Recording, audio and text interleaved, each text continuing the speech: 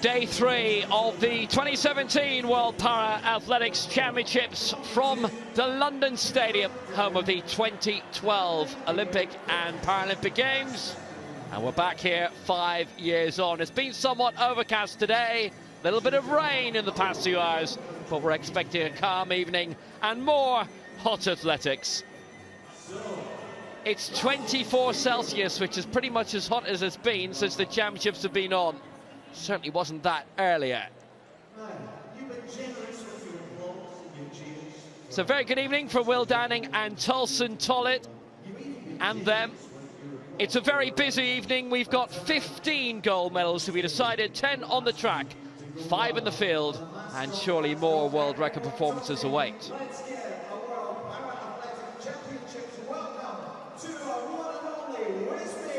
We're expecting the biggest crowd ever for any single session for a World Para Athletics Championships tonight, over 30,000. Here's what's on tonight. As usual, we start off with a plethora of field events: men's shot put, men's discus, men's long jump, men's high jump. But in terms of the track, the semi-final action to kick off the men's 100 metres T44. The reigning European and Paralympic champion Johnny Peacock going in that. A number of big names aren't in this though, but Jared Wallace, Kaito Saito, various world record and continental champions all going in that. And as we wear on the women's 400 metres T54, the wheelchair racing always very competitive. That means Tatjana McFadden and the rest. And as we wear on women's 200 metres T13, Ilse Hayes, the 6 times world champion, going in that. Some great racing around 9 p.m. local time. Peacock's 100 metres T44 final, if he gets there. Jason Smith in the 100 metres T13. Michael McKillop in the 800 metres T38, amongst others. Isis Holt also among the big names that we will have competing tonight on the track. But what about the field? We'll start off with the men's shot put F34.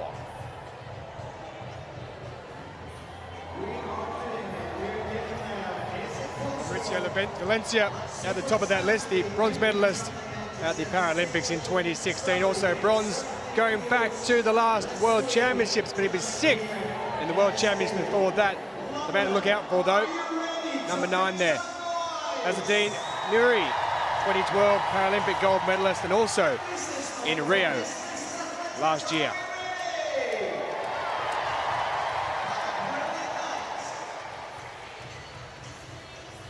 For the men's discus throw F56. The force maybe will with Jedi at the top there, Varan. There's a nod starter there in Zurich from Serbia, and the world record holder in the F56, silver in the 2015 World Championships, and also the Asian Para champion Ali Mohammadiari of Iran is number 3 in that list.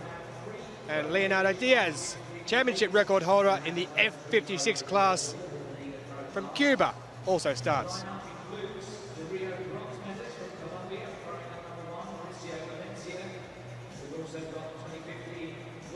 For the men's long jump T12 competition, this will see the twice world champion and current Paralympic champion Hilton Langenhoven of South Africa, who also competed in the men's 100 metres final. The Johnson brothers, Per and Tobias, also take part. Per 4th in the 2012 Paralympic Games. Tobias 6th in last year's Paralympics in Rio, 7th dating back to the World Championships in Doha back in 2015, and bronze for Saliyev at the Paralympics last year of Uzbekistan.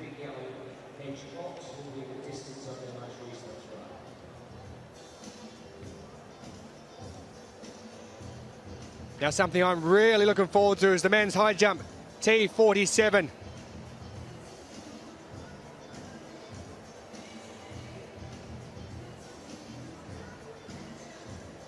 The men's high jump gets underway very soon indeed. The man down the bottom there, that's who everyone will have to beat. Roderick Townsend Roberts. Gold in the T47 over high jump and long jump in Rio. He also set a new world record in Torrance, California in April of this year.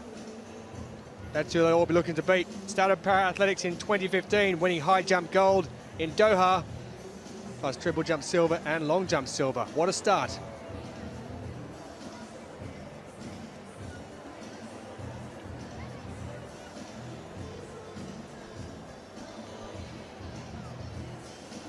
So still busy all around this stadium tonight. Mauricio Valencia from Cali, who we'll be seeing in the men's shot put F34 final.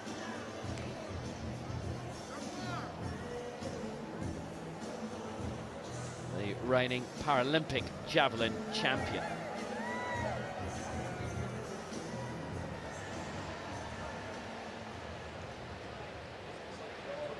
We'll keep you up to date with all of the various field action, with 3 events beginning simultaneously.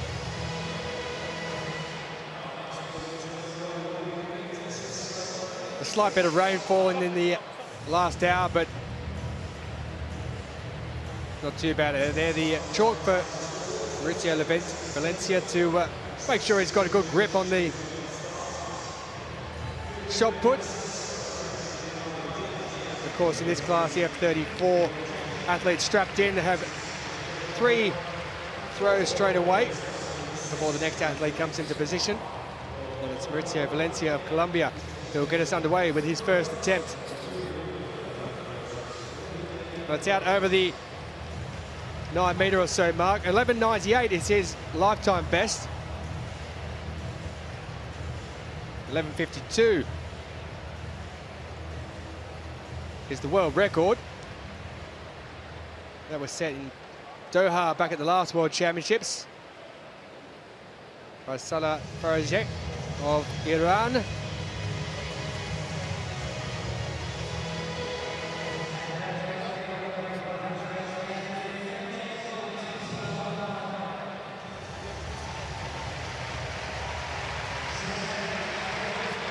.10.28, first up for Mauricio Valencia, so a solid enough start for him.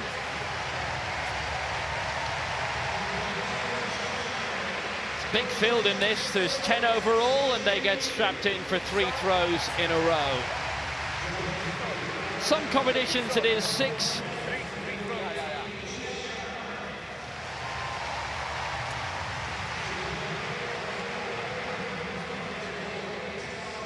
As you see the right shoulder strapped up. So there's been some bother in the build-up to this competition for him.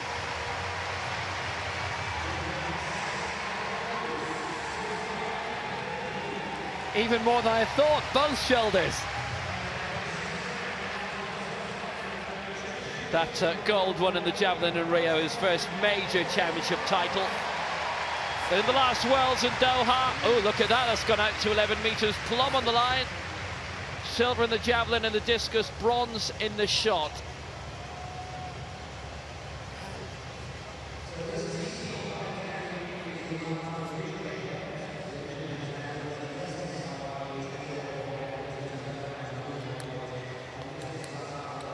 Pretty sure these are practice throws actually at the moment. Nothing's coming up in her system until now. 10.89 to go with the 10.28.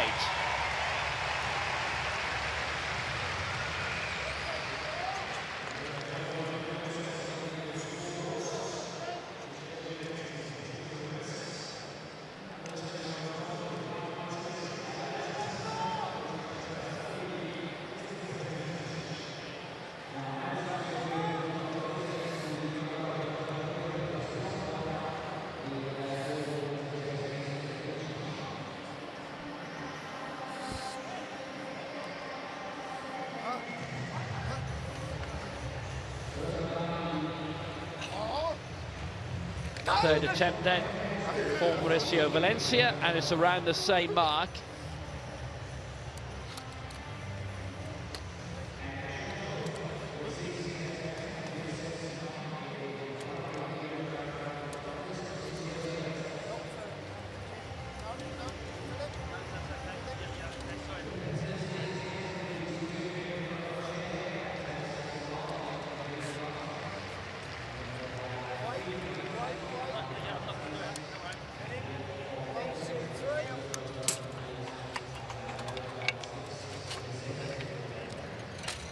10.84 then, Maurizio Valencia's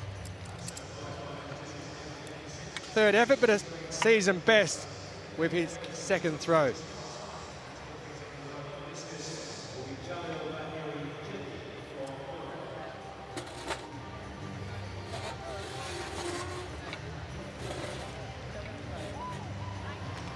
Now here's one of the Swedish brothers, Per and Tobias Jonsson. Here's Per. The men's long jump, T12 competition. Roderick Townsend Roberts, the favourite.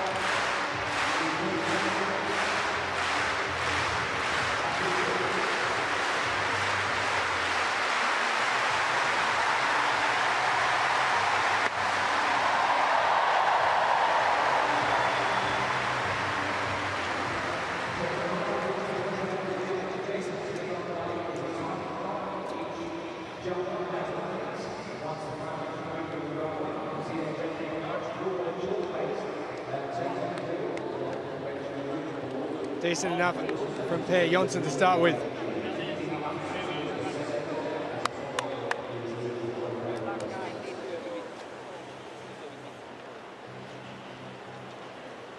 You see in the T12, as in the T11, the larger board for the takeoff.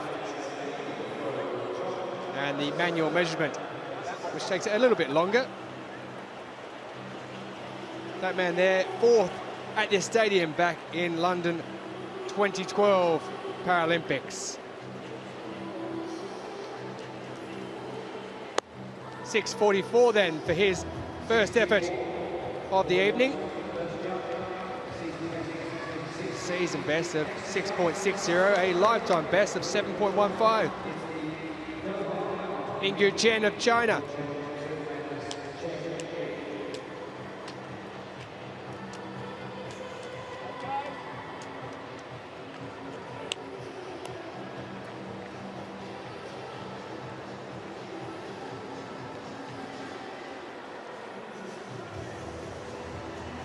So Chen's ready to go.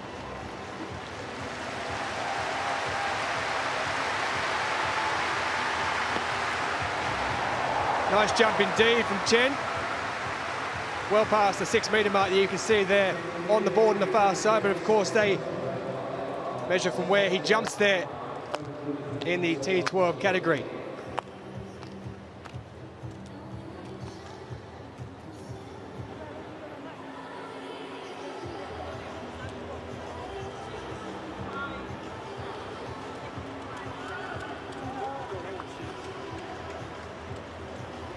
Can't be tired already, surely. Of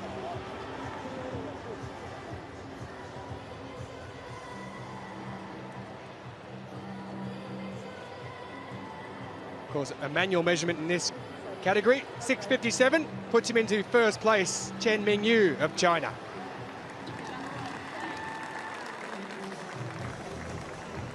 Well, this is what the crowds have come to see. Johnny Peacock on Sunday evening in the men's 100 metres T44, the reigning Paralympic champion, goes from lane 5. It's time for our first track action of the evening. The heats of the men's 100 metres T44.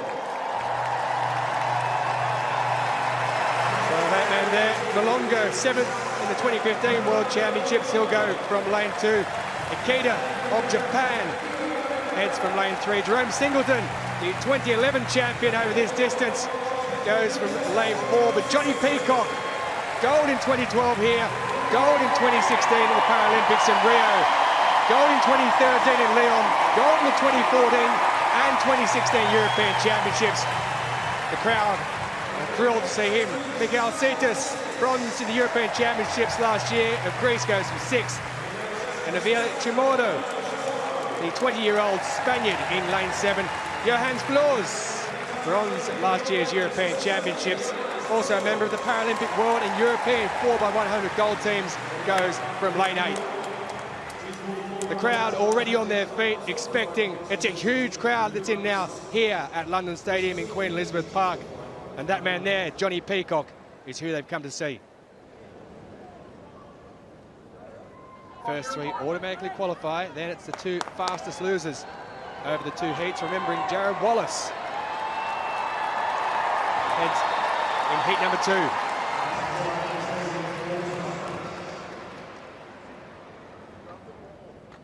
No Richard Brown, who holds the T44 World and Championship record from Doha 2 years ago. No Alan Oliveira either, the World Record and Championship record holder in the T43 category.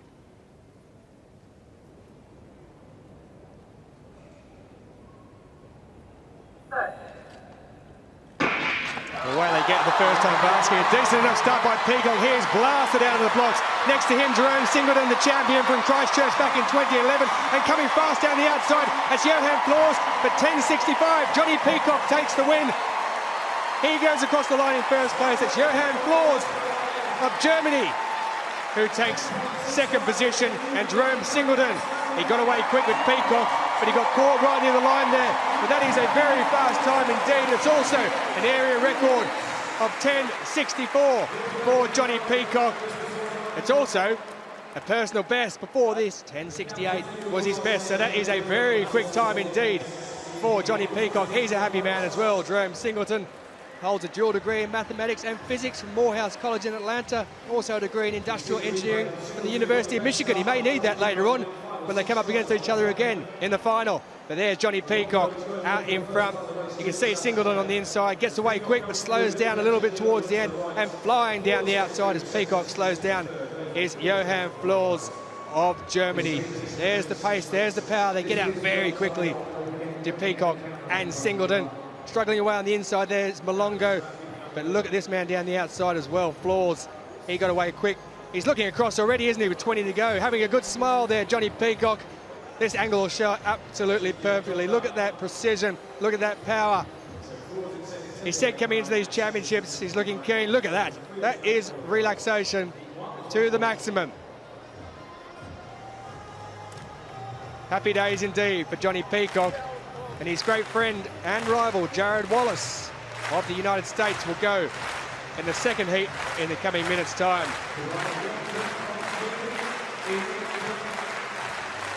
So Johnny Peacock, 10.64, the PB and an area record. Johan Flores from Germany also qualifies, as does Jerome Singleton.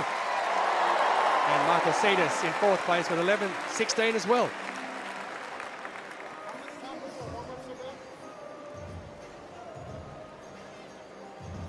So now let's go back to the long jump.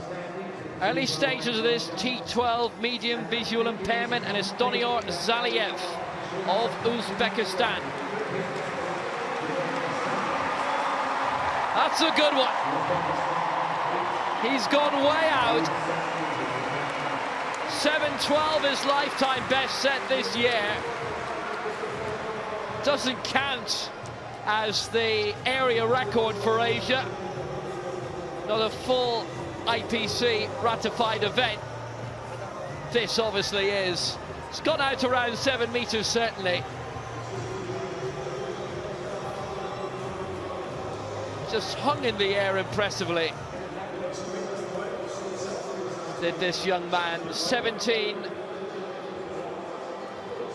when London 2012 was on. He's 22 now.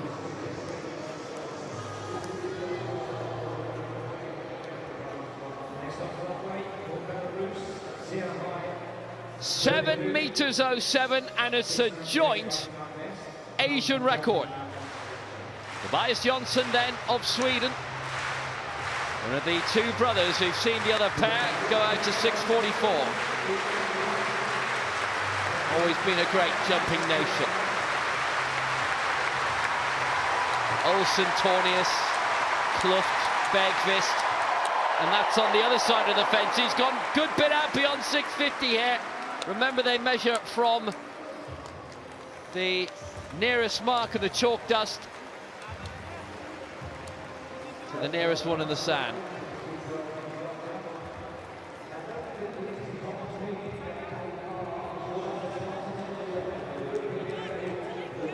Goes second, 6.75.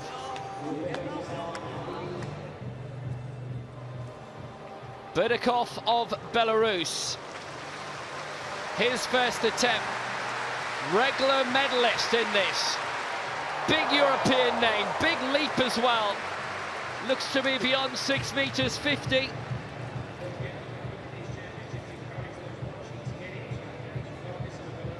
At the moment, 6:57 is the bronze medal position. Salieff 7:07 is not that far off the championship record of Hilton Langenhoven. Bredakov, impressive, goes third, 6:74.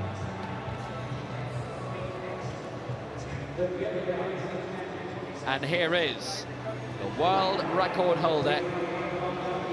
Dating back to 2009 at Berlin, he set the championship record 11 years ago, Aston in the Netherlands. Hilton Langenhoven we see in the track a good bit as well.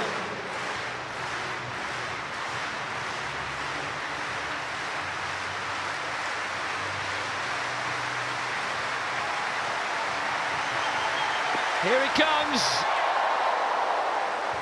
Good distance on the chalk area, very impressively.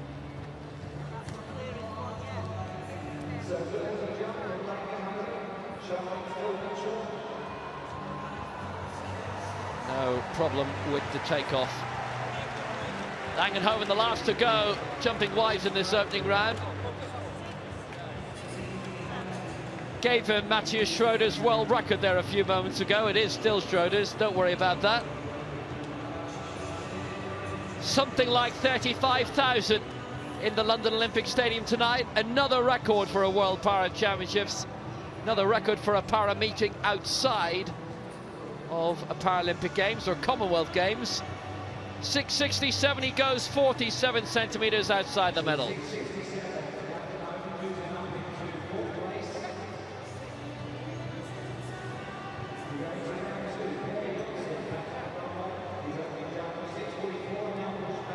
Per Jonsson.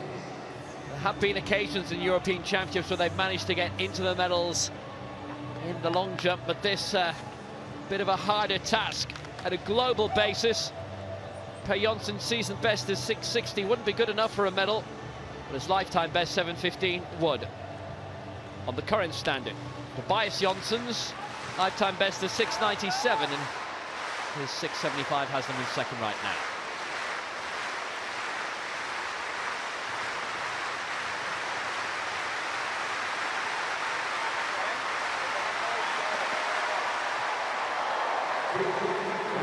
Might just improve his lot. He was 6th with 6:44 previously as we enter round 2.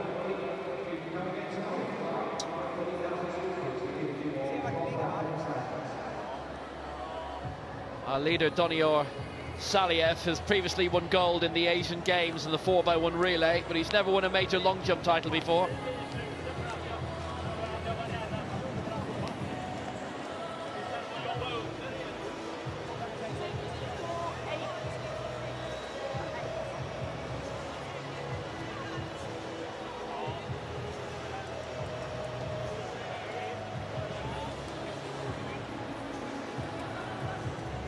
Going through quite a bit with the Swedish coach there. He's obviously not satisfied with what he's producing in terms of the run-up and takeoff or the improvement, because it's only slight. 6:48, he stays 6th.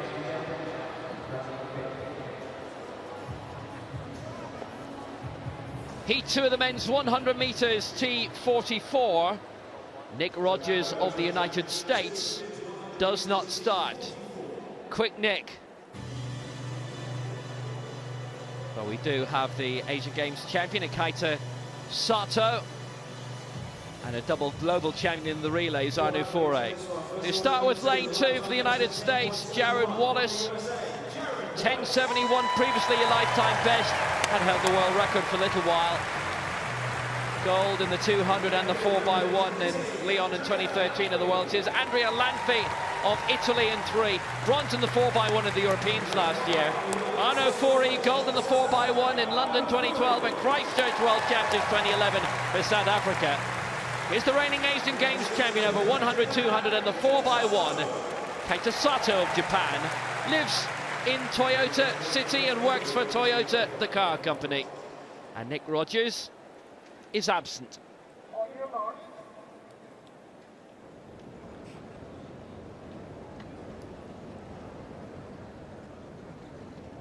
So Wallace, the fastest in the field. Big prospects here for him and for Anu Fori of South Africa. It's the top three who go through, and the next two fastest losers overall. No Alan Oliveira, no Richard Brown, no Lee Malone, though he is watching for television trackside. Wallace, Lanfrey, Fori and Sato. Away first time, Wallace, excellent start, continuing well too. Fori in second place, Lanfrey moving up to third, but Wallace is going to take this. Good time coming, 10.83. Takes the win quite comfortably ahead of Anu Fori. It's a season's best for him. It'll be rounded down to 10.82. Jared Wallace from Athens, Georgia. The United States male Paralympian of the year in 2013, thanks to his double gold in Lyon at the Worlds. Fori and Lanfrey also through, the Italian. And Wallace, after that excellent start, really wasn't troubled very much at all.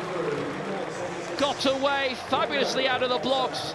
Lanfrey a bit slower, but he recovered well. Fori then moving up into second place, and he wouldn't be overtaken from there. But Wallace, just look at the rhythm, trying to put it up to Johnny Peacock and to Jerome Singleton, who he'll be alongside in the final.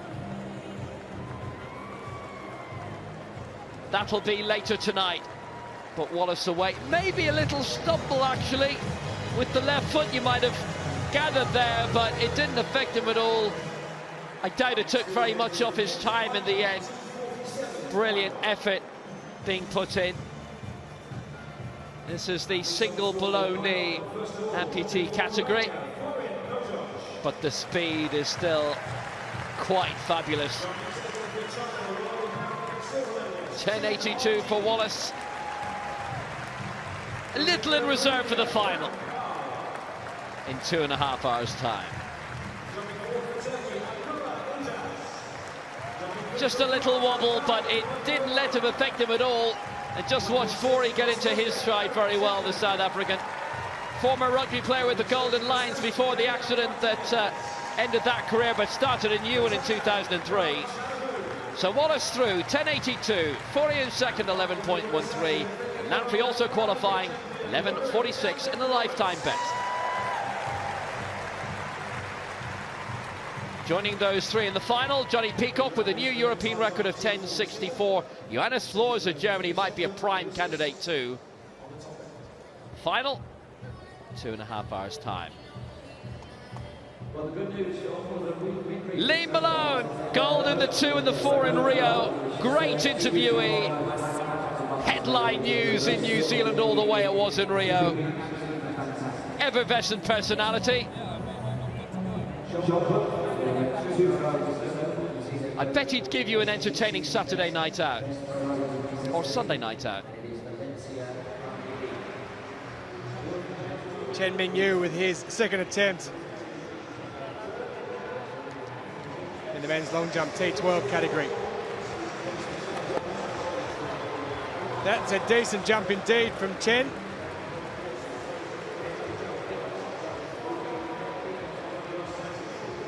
Currently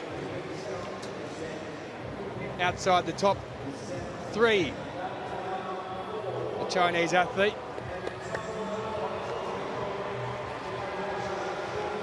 His move though, 6.68. That's an improvement of 11 centimetres. The man is first.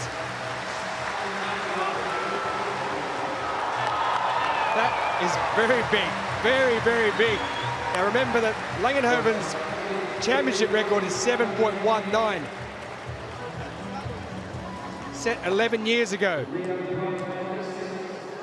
And Saliev already in first position. The Uzbek. That is big indeed.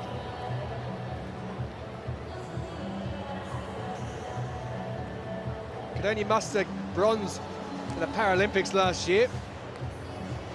He's heading for higher things here if he can continue this form.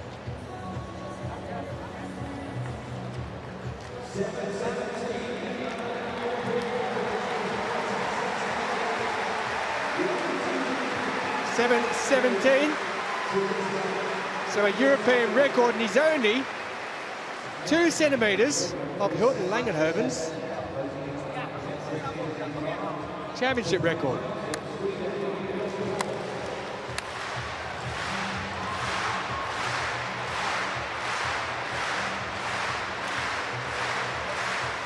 Tobias Jonsson, 6:75, his second attempt, currently lying in second place, behind Saliev's excellent new area record.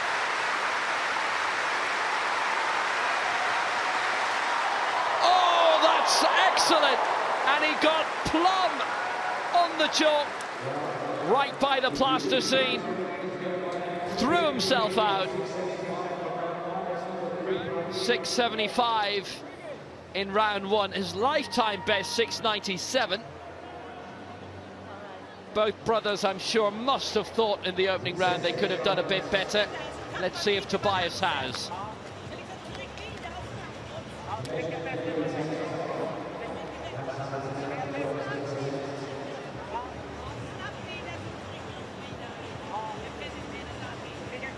Tobias is 21. He's actually born on the 29th of February 1996, so he's only had 5 birthdays. I'm sure it's a movable feast.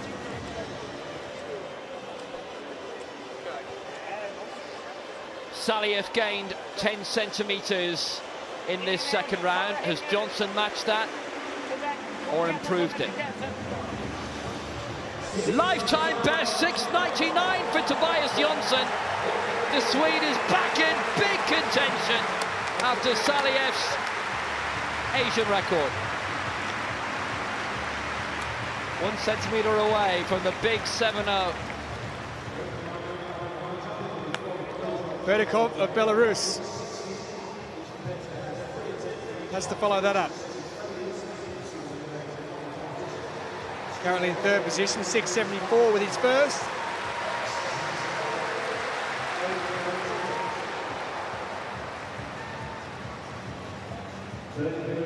That doesn't look like it's going to be as far. He doesn't feel it's going to be as far.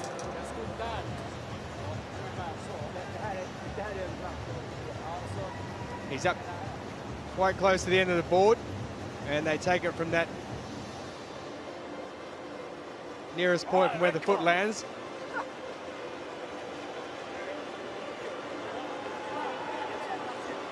The man from Belarus, 6:98 is his lifetime best.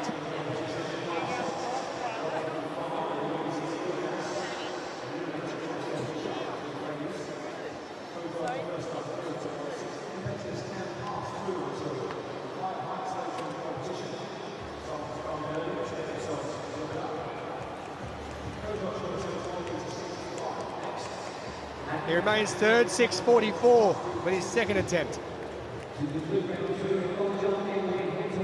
Back to the track we go. It's now the women's 400 metres T54. Some real competitors in this one. Diane Roy and Manuela Shah just for 2, who both won marathons.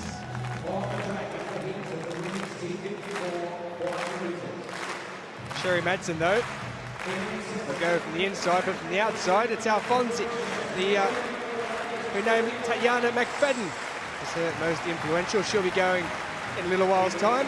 Inside there, Manuela Shah, who I mentioned, bronze back in 2011, silver in 2013, European champion in 2014. Diane Roy, 46 years young, dating back to 2004, she picked up bronze in Athens, competed at 5 Paralympics, and Ma Jing of China. Sherry Madsen, there she is. She's already picked up a silver over the 200 metres here at these Para-Athletics World Championships. Gold over 100 and 400 back in 2000 in Sydney. So between her and Diane Roy, plenty of experience indeed. Championship record of 53.40. Chantal Petitclerc, the world record 51.90, set in 2015 in Switzerland by Tatiana McFadden.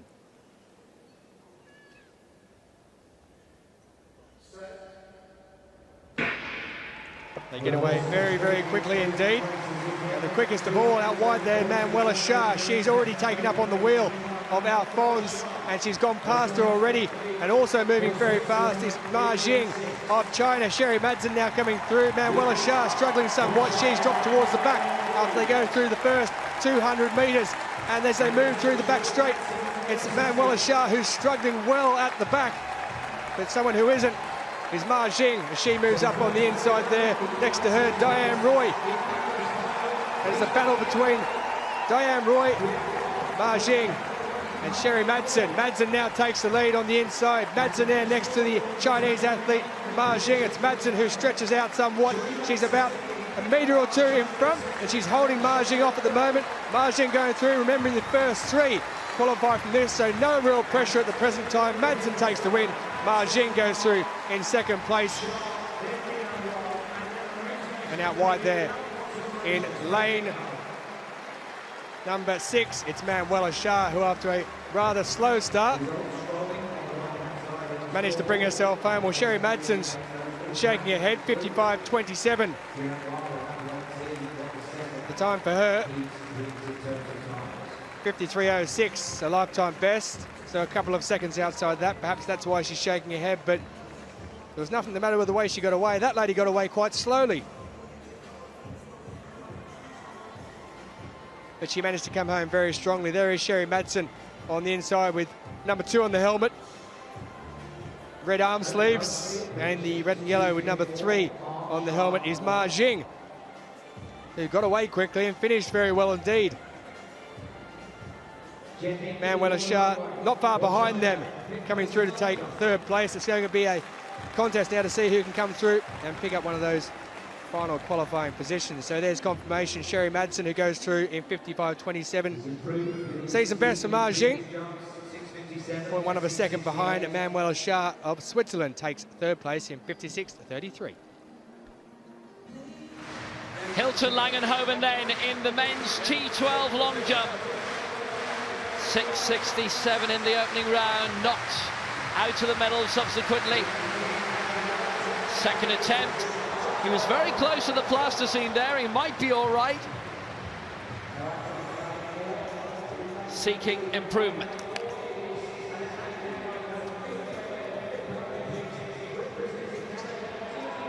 He was close, but he's okay.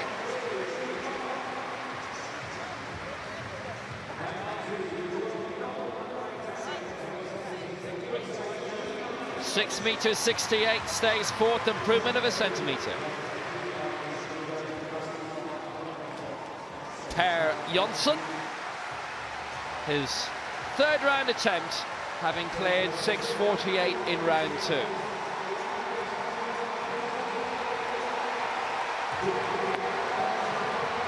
That's an improvement. Not a massive one really for Per Jonsson.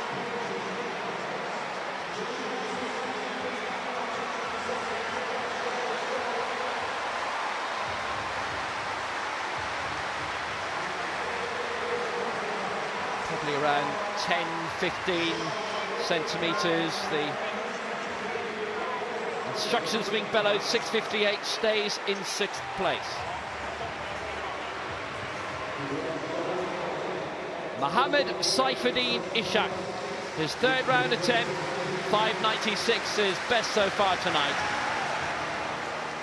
Might improve a bit there. He's close to a 7-metre jumper in his career, 6.97. He's only 25.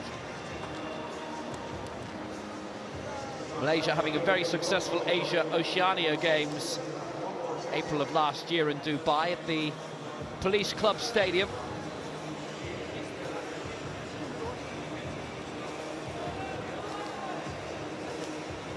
.593, 5.96 is best to date in the 2 previous rounds, but needs to improve by over half a metre just to get up to 6th place.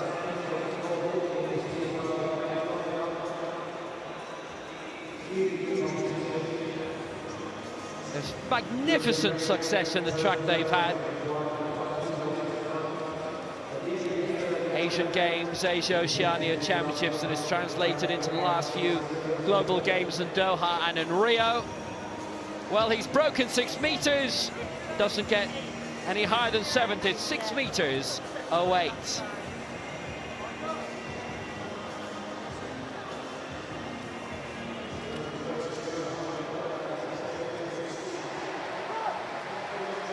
So here's Daniel Salib in first position. Area record of 7.17 with his first.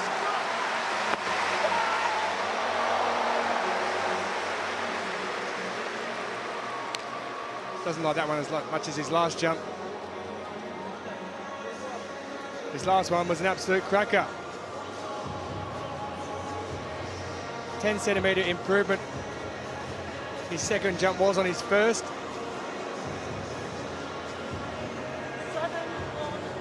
More than likely, this won't be quite as far.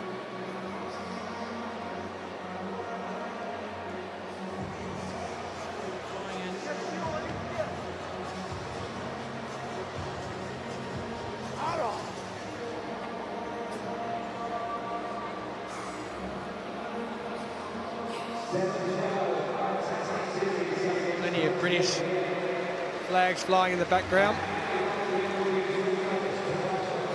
7.12, so not as far, but he remains in first place, courtesy of jump number 2. Tobias Johnson.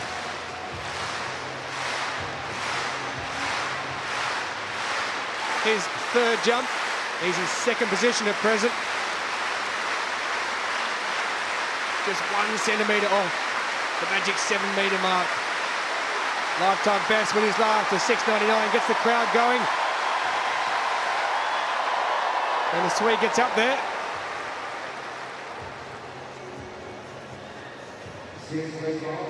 Heading up towards the 7-metre mark. Not too sure if that one's actually going to get the extra distance he wants though.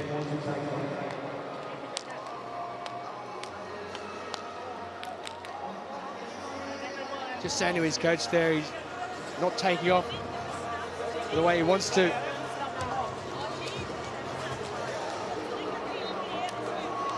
The Johnson boys keeping their coach very busy this evening. Tobias and Pear. Tobias in second spot.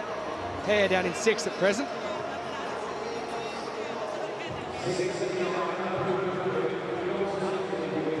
But a long way to go still. 20 centimetres worse off, 6.79. He remains in second position.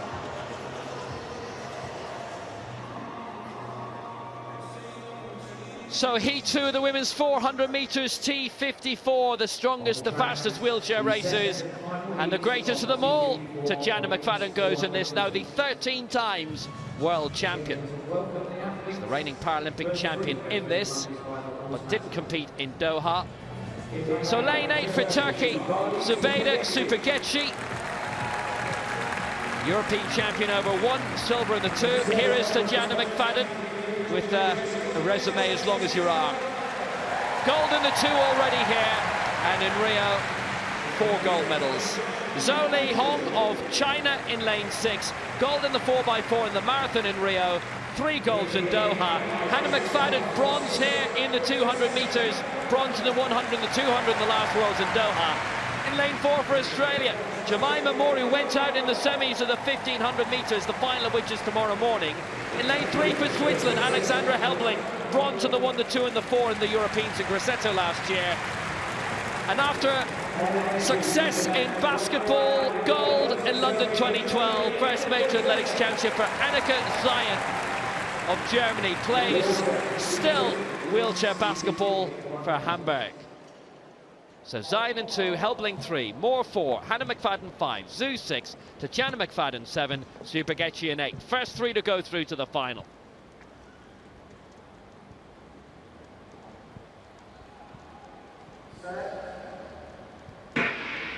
Away first time, and Tatjana McFadden away straight away. Good start also from Helbling of Switzerland. in lane 3, but Tatjana McFadden getting away very well. Hannah McFadden not starting badly either, but Tatjana McFadden way better than the rest, already past Supageti. Zoe of China on her inside in lane 6 has also moved up very well. Hannah McFadden's going fine in 5, but Tatjana McFadden, as usual, is in a world of her own right now, leading at halfway. Zoe with a chance to even things out when the stagger comes into the equation, but Tatjana McFadden still way out, ahead of Zoe.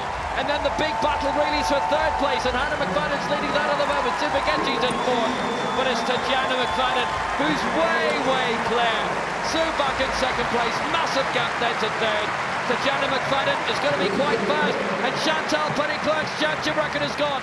Tatjana McFadden wins it, Zoe in 2nd place, Hannah McFadden in 3rd, and there the 1, 2, 3 automatically through to the final. Helbling in 4th place for Switzerland, but Tatjana McFadden breaks the 11-year-old championship record of Chantal Petitclerc, who's in charge these days at the Canadian Paralympic Association. Tatjana McFadden well in charge here. 52.97 has been ratified as, and that was just excellence as usual. Sister Hannah also through. Su Li Hong in between them. Really not much trouble for her. But Tatjana McFadden looking for a clean sweep, going for 4 goals this time, having won 6 in Lyon 4 years ago. That's still a record. Would have been 7, possibly, had she gone for the marathon there. But Tatjana McFadden well clear at this stage. And Zhao would have known that she'd have strong lead herself in the race for 2nd, but it was the top 3 to go through. Tatjana McFadden going probably at 90% tilt. Brilliant athlete. T54s always great to watch. Generally quite open, particularly when she's not here, but she is. 1500 meters final tomorrow, and now easily into the final of the 4 with that championship record.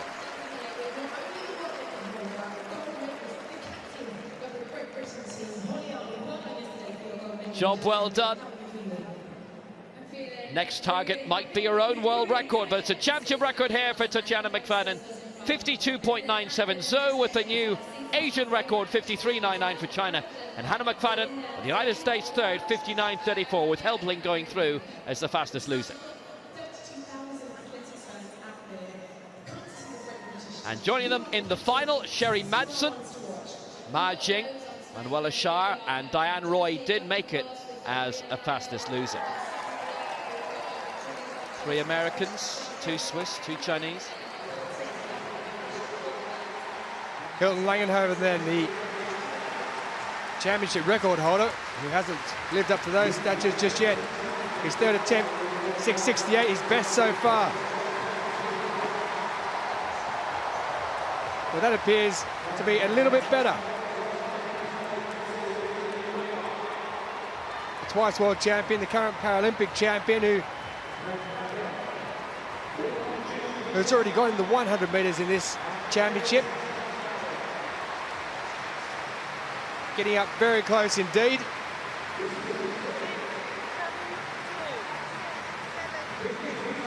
Slight improvement of 4 centimetres, but he's in 4th position, so he needs to come up with something if he's to get into the medals.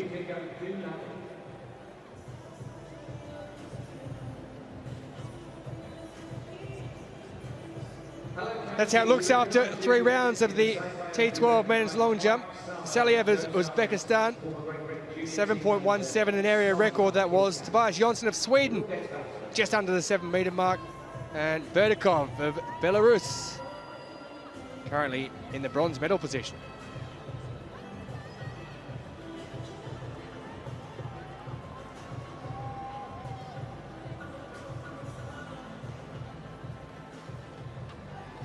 So the 4th round, Mohamed Safadine Ishak in 7th position, 6.08 with his first. 6.97, a lifetime best, so some distance off that.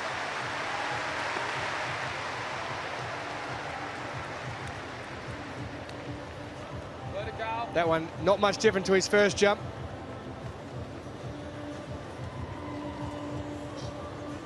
Crowd really building, as you can see in the background here at London Stadium.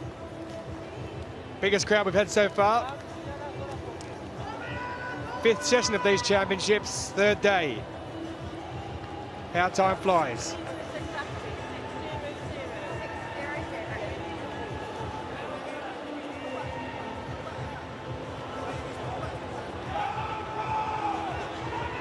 Takes longer for the measurement because it's manual.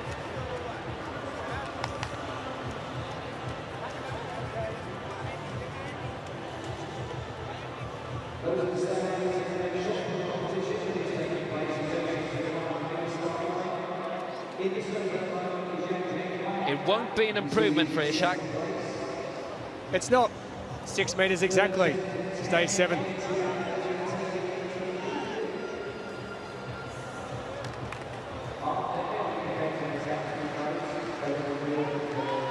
Been a little under par for the European and world champion.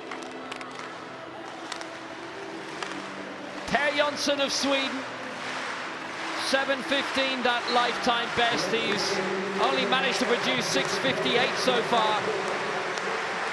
Another 20 centimeters or so and he would be in the medals, but he's not thinking about that. Again, it's about 6.5, but obviously they measure from where the leap takes place. Slightly different rule for the visual impairment categories in the long jump.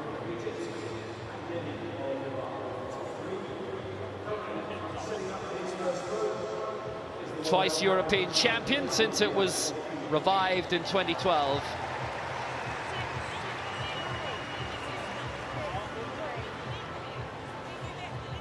Concentrate on the long jump for a long time. He's become involved in sprinting a bit more as well. Obviously it would help on the runway.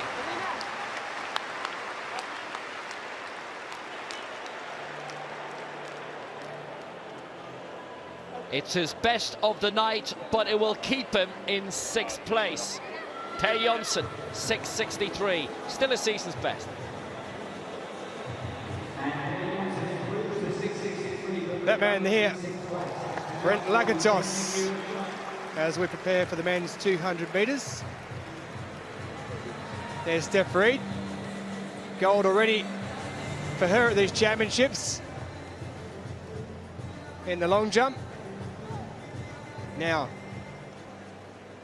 can her partner, Brent Lakatos of Canada, become a 3-time world champion, having won in 2013, 2015, and now going for London in 2017.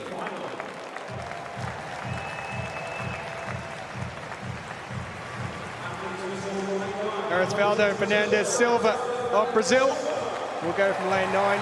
Lifetime best of 26:29 set this year. Yu Bung-hoon, 3rd in his heat. He'll have his work cut out. Thailand's Hongsakorn Payu, he won his heat. Best time this year of 25:56 for the Thai. And Brent Lakatos, the man that everyone's come to see, silver in 2012 here in London, but gold in 2013, gold in 2015. He's done pretty much everything in the sport.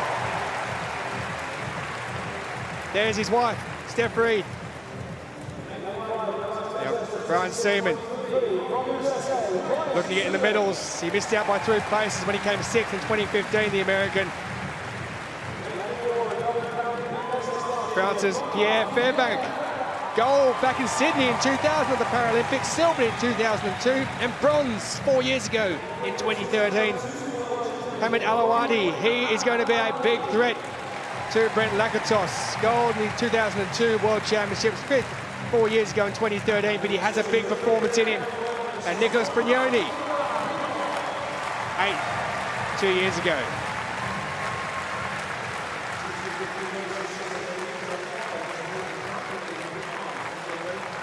Brent Lakatos holds the championship record. He also holds the world record. The world record set, born in Switzerland back at the end of May this year.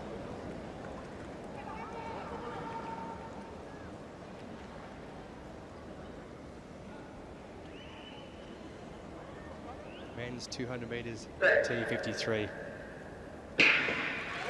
And they get away nicely. Lakatos has got away very quickly indeed, as you would expect. The man who's racing in lane 6. He's in the black with a white helmet there as he comes around the bend. Out wide, it's Silva of Brazil, who's also doing well. But next to Lakatos, it's Payu of Thailand. And Lakatos is just stretching out in front, but he's got Pongsakorn Payu, who's coming up very close on his wheel. Brent Lakatos, can he get there in the end? He's just got there. Has Brent Lakatos in a championship record. He's broken his own. 25.29 seconds for the Canadian. He picks up the gold medal in the men's 200 metres, T53. Standing effort there. Brent Lakatos, a championship record, 25.29. Beats his previous mark of 25.46. It's Pongsakorn Payu of Thailand, who's come through very, very quickly indeed and picked up second place, and the bronze medal to Pierre Fairbank of France. Well, it was very close at the end there. Lakatos, he was slowing. Another 10 metres, he may have been caught, but he knew the distance, he knew it well. And he got himself across the line just in the nick of time.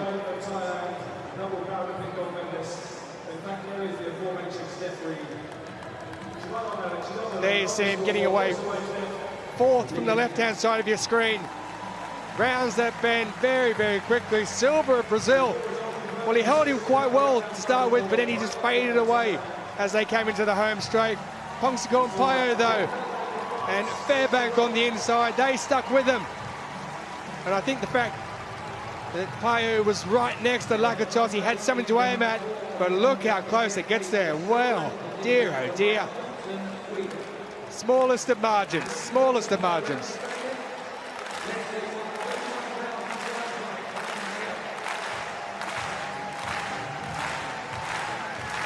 Payu coming into this with 25.56 was his best. He's lowered that mark to 25.29, but the man who's won by thousandths of a second. And the championship record, 25.29 for Brent Lakatos, and the bronze medal in the men's 200 metres T53 goes to Pierre Fairbank. And Yu of Korea picks up a personal best time. Men's long jump T12, round 4, Sergei Berdakov of Belarus. 6.74 coming in the opening round. 6.99 for the silver at the moment, that's Tobias Jonsson. Looks to land around the 7-metre mark, but obviously depends where he took off from.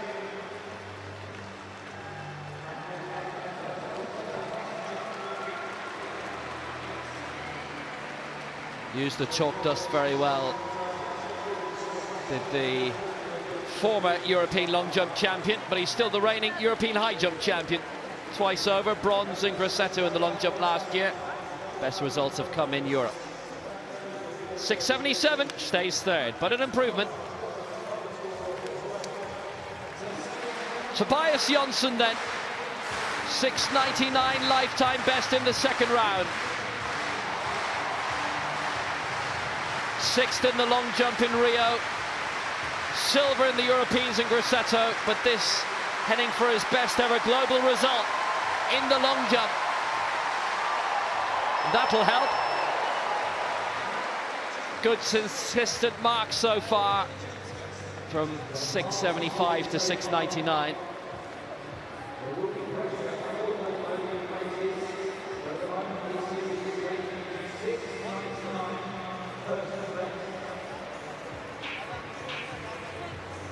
Hung well in the air, doesn't improve, 6.86, silver medal position. Our leader, Saliev, with that Asian record in round 2, equaled it in round 1.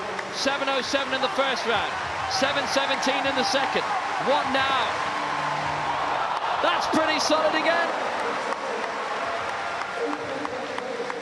Bronze in Rio, but in pole position here. Majored in the triple jump previously, but he surely found his vocation in life here. That's another solid 7-footer, 7-meter jump. 7.10. He's still setting the standard. Man in 7th place for Malaysia, Mohammed Saifuddin Ishak. Well, consistency in his marks as well, but 6:08 is his best to date. Once more.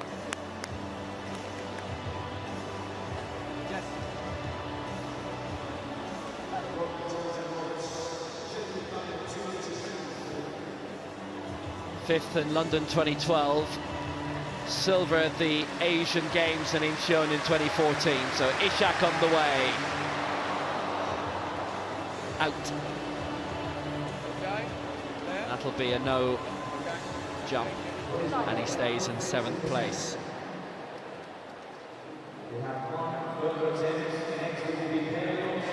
Just got the rhythm slightly wrong. Only they've got those tiger print, very distinctive tracksuits. Per Jonsson, the European and world champion, just struggling a bit at the moment though.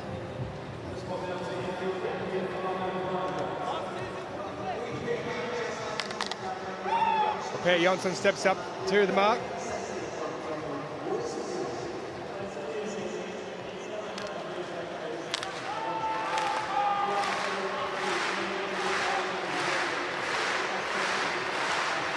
Season best of 6:63, but he's in 6th position.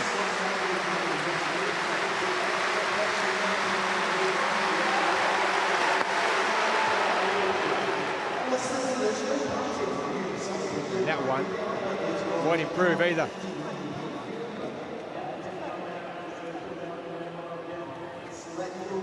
Per Jonsson 6th coming into this round.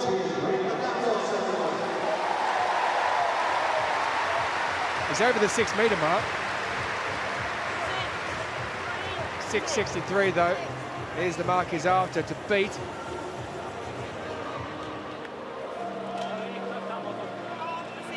But he's still got some distance of around 15 centimetres or so if he wants to get up into the medals.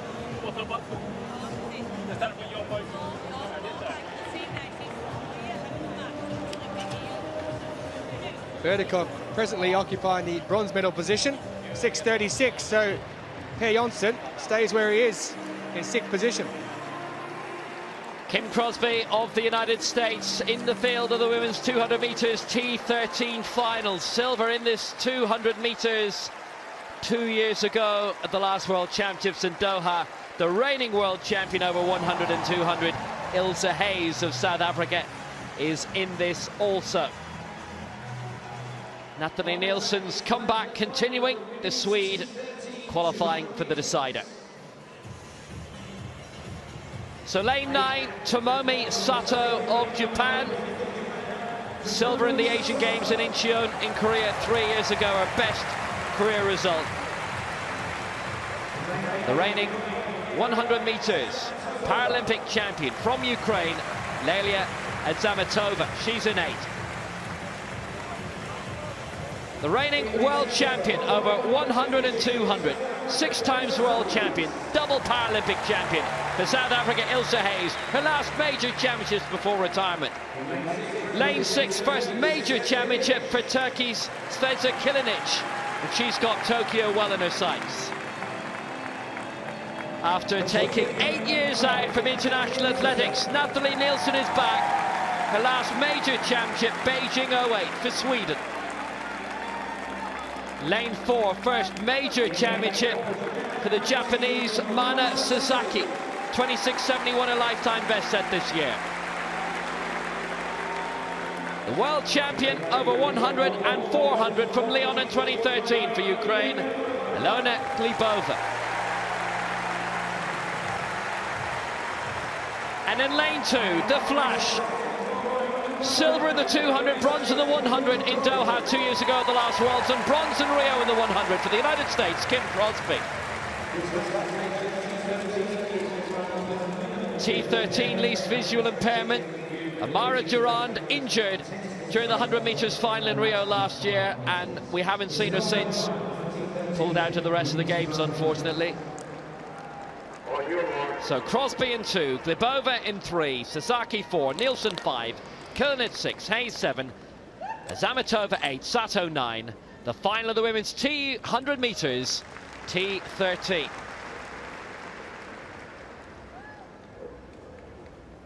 Hayes winning her first World Championship title in 2002.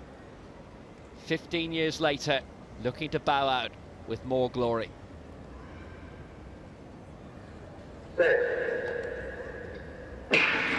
Away first time, Hayes off solidly, and Zametova on the right side off solidly. They both started terrifically. Hayes in 7 and Zametova in 8. Also going well looks to be Natalie Nielsen in a comeback. Glebova of Ukraine is moving up into the medals. What a fight it is for gold! It's Hayes on the inside and Zametova on the outside, and Zametova's going to take it. Hayes in 2nd and Crosby up to the United States in 3rd, with Glebova in 4th. 24-64. She came brilliantly right at the end in Zametova to deny Ilse Hayes the gold.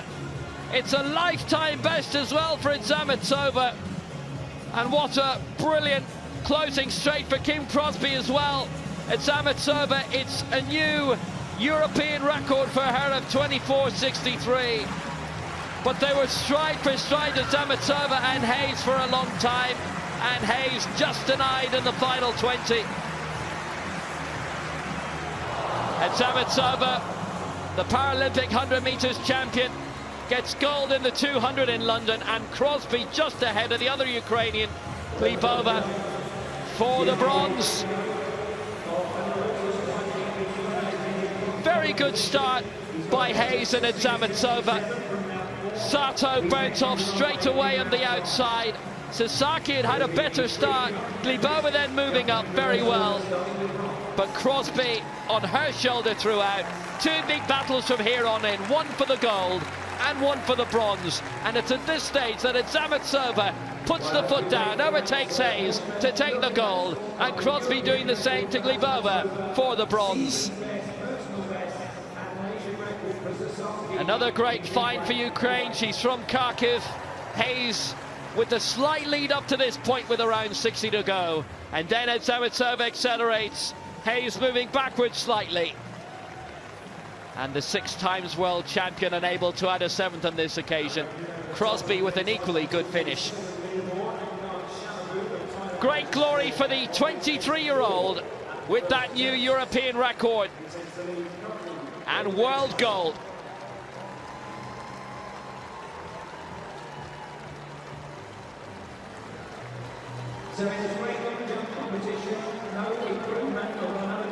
Great respect between the gold and silver medalists. It's Zametova with the gold for Ukraine. New European record, 24.63. Ilse Hayes, silver for South Africa, 24.94. Crosby, 3rd for the United States, 25.21. And Sasaki, new Asian record in 5th.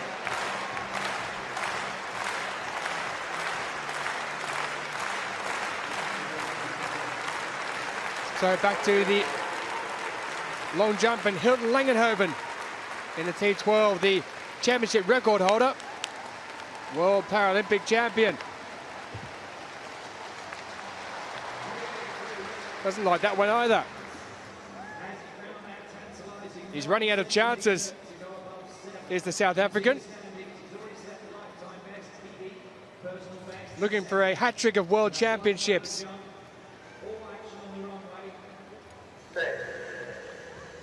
Well, 6.75 means he's in 4th position, but he's still marginally outside the medal positions.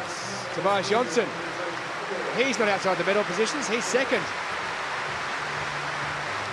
Here's 5th attempt. Can he hit the magic 7-metre mark? He's 1 centimetre off. Come on, Tobias.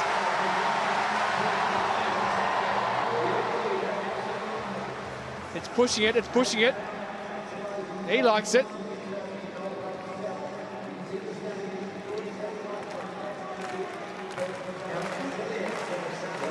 He's got very, very close to the end of that board, so you can see there's 7 in the background there. We're just waiting for the measurement to come up. 6.84.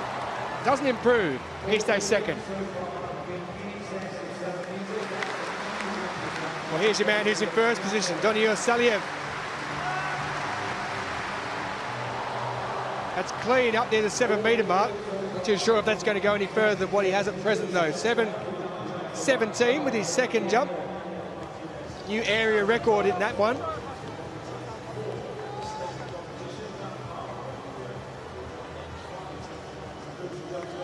Nice style, nice rhythm.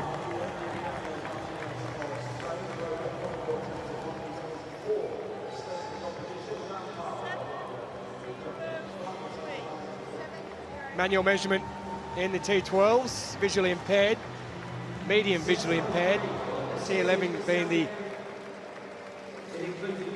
most impaired of the categories. 7:03, so over the 7 metre mark, but still 14 centimetres off. But he stays in the gold medal position with 1 round remaining.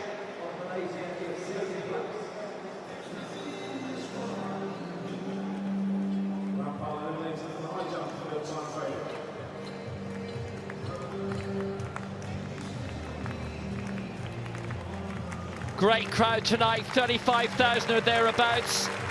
So now discus, F56, and this is Mohamed Ayari, second attempt, already with a 42.24. That's better, you can tell already, he loves it. The boy Sajuric not starting this. Remember, 3 throws in a row. Takes a while to get the athlete seated in. 43.53, he's our leader.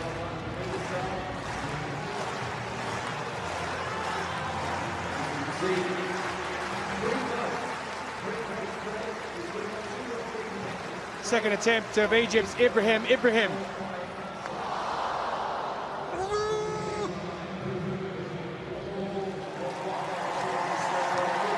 can see the 40 metre mark there.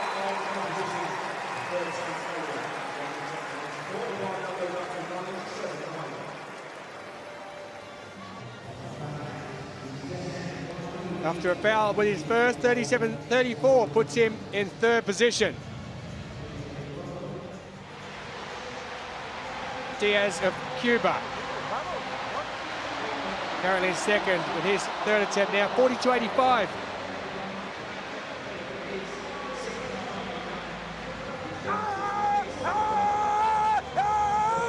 He holds the championship record of 45.32 in the F56 section. Set that 4 years ago in Lyon.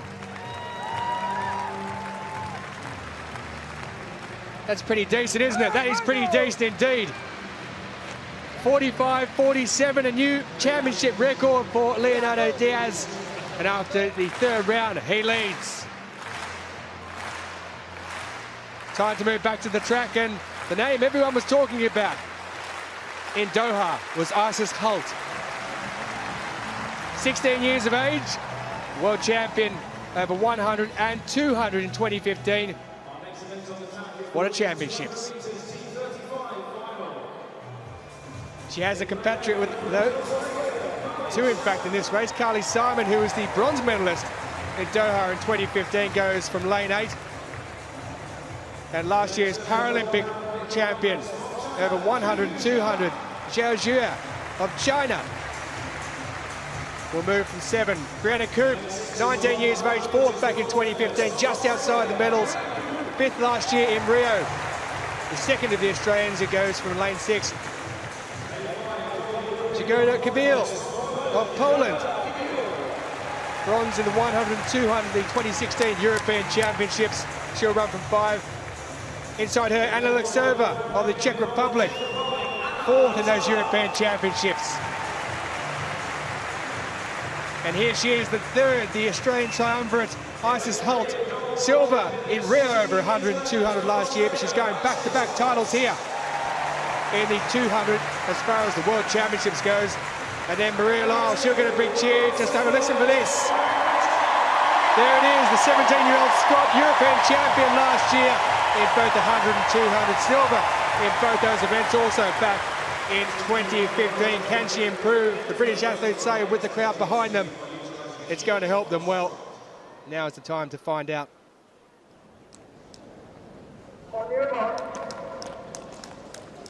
T35, coordination impairments for this group of ladies.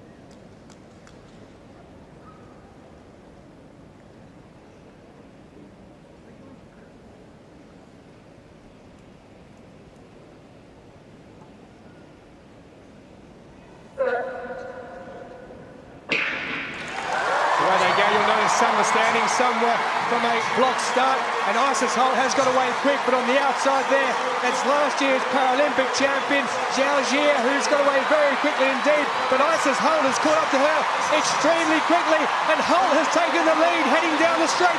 The championship record is 28.57, just keep an eye out for that. The world record is 28.22. Can she get there in a quicker time? Isis Holt goes across the line. I think she's going to get there. She is a championship record of 28.48. She held off Zhao Jie of China, who's the Paralympic champion. And what a run from Isis Holt, picking up the gold medal in the women's 200 metres T35. Disappointment there for Zhao, who picks up the silver medal after doing so well in Rio last year. But what a finish. Isis Holt, towards the end, you can see she was tiring, but she gets there. Tears of joy for the young Aussie. 2 championships in a row. Tally 7, Brianna Coop, they all join in. Cheers all round. Isn't that lovely to see? Disappointment last year, didn't have the Paralympics she wanted. Great Britain's Maria Lyle came home in 3rd. Let's not forget about that. A season's best for her, 29.87. But there's the lady, Isis Holt. Vanessa Lowe has joined me, the long jump T42 champion, who's not competing at these games, and also you've run in the 100 metres, but the 200 is a difficult event, but you know about Isis Holt and how good she is. The 200 metres is really, really hard, especially for that class, because the CP gets stronger the more tired they get. But Isis is a very young and talented woman, but she's also very hardworking, so I think she has a really bright future ahead. Well, coming round into the home straight, it was Zhao Jie who had the lead, but Isis Holt really stormed around there from lane 3, took the bend well. Maria Lyle, the Scot, the crowd were cheering her home in 3rd place, but she couldn't quite make up the ground. You can see Zhao looking across there at Holt. Holt losing a bit of form towards the end there, as you would expect. Putting in plenty of effort, but she just gets there and holds on. And plenty of times in these championships so far, we've seen athletes judge it extremely well to get to the line. Maria Lyle putting in the big ones behind, but it's the young Australian Isis Holt who claims her 2nd consecutive World Championship gold in the 200 metres T35 class. What a career in front of her. Confirmation then of a championship record for Isis Holt, breaking her own championship record, as a matter of fact, from 2 years ago in Doha, 28.47. Zhao Jie, 28.64, the Paralympic champion, in 2nd place with silver, and Maria Lyle of Great Britain, the season best for her, 29.87. She takes the bronze.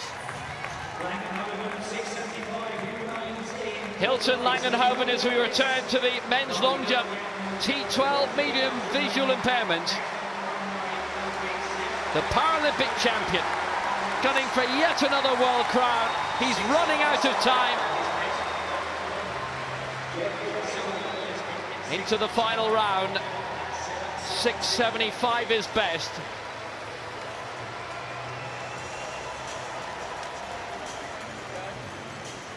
That doesn't look as if it's going to get much further, but he used as much of the launch area as he could.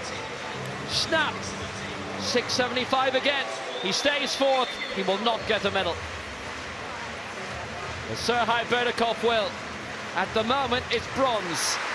6.77 for the former European long jump champion, the reigning high jump champion. That's some combination. That's a decent leap. He used a lot of the launch area. It's a white flag for the Belarusian. Needs to improve by 23 centimetres.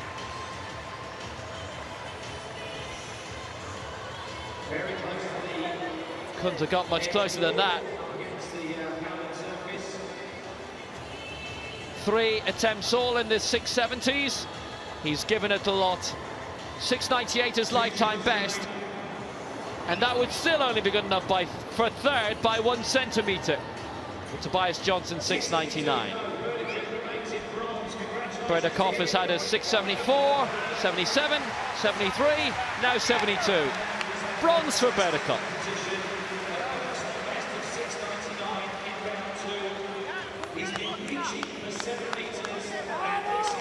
Tobias Johnson of Sweden. Silver for now, 6.99 lifetime best. If he can just add on another 18 centimeters to that lifetime best, he will be the world champion.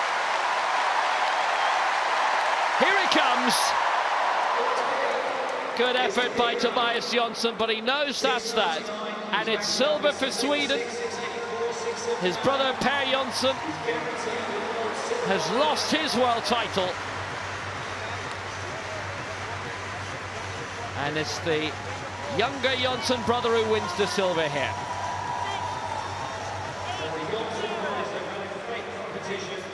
The best result of Johnson's career. Previously, he's won silver and bronze at the European Championships in the long jump. That is not beyond 7 meters.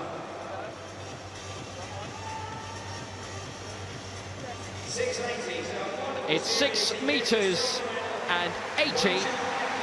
But he's got the silver. The brothers can celebrate. And Per might have lost his world title, but he's still the European champion.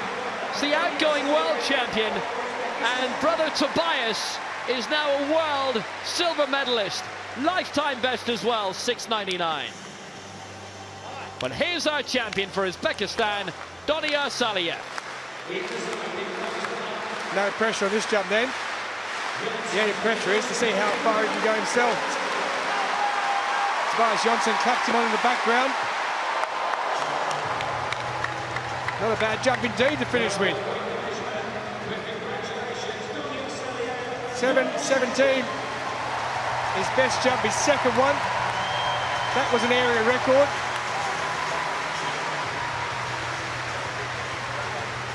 Uzbekistan have picked up a gold medal.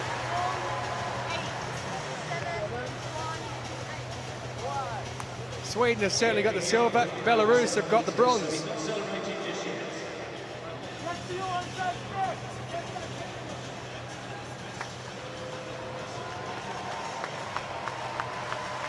Doniyor Saliev. Happy indeed, why wouldn't he be? The gold medal at the World Championships. And 7.18, he's improved that area record by 1 centimetre. What a last jump, what a competition, what an athlete.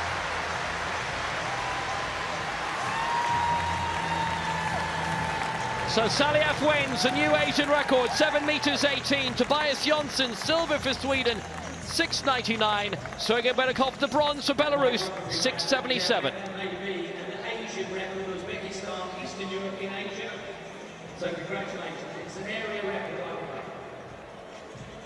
First round heat action coming in the men's 400 meters, T11. Mukunda, Kamalea and Descarrega Puigdeval, the three in this. On the track this time, the first round heats of the men's T11 400 metres. 3 heats, 3 athletes in each. Only the first one. It's only the winner to go through automatically, and here is the Paralympic champion from Rio 2016, Gerard Descarrega Puigdeval, and his guide Marcos Blanquino Esposito. For Angola in lane 5, never won a major championship medal, semi-finals in the 200 in Rio, Jose Camaleo of Angola, and in lane 3 for France, Gautier Mukunda, born in what's now the Democratic Republic of Congo, based in Paris for a long time, the former 100 meters world champion from Assen in the Netherlands in 2006. Just the winner to go through.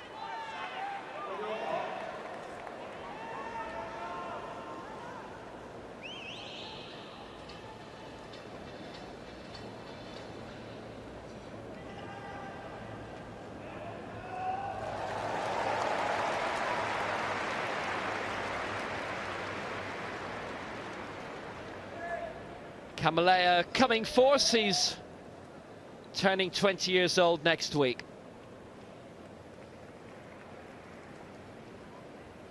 So Mukunda and his guide Emmerich Chatti in 3, Kamalea and his guide Palanso in 5, Descarrega Puigdeval and his guide Blanquino Esposito in 7.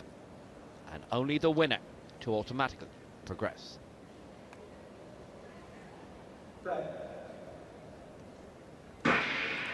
So away first time, solid starts from them all.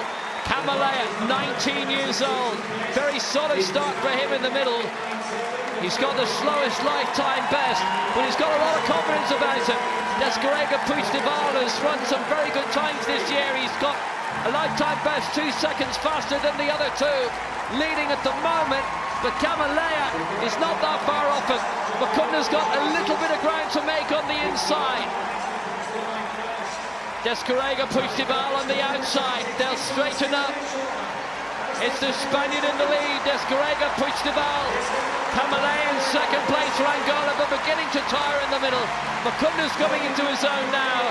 Descarrega Puigdeval with the victory for Spain, the boy from Rios near Barcelona.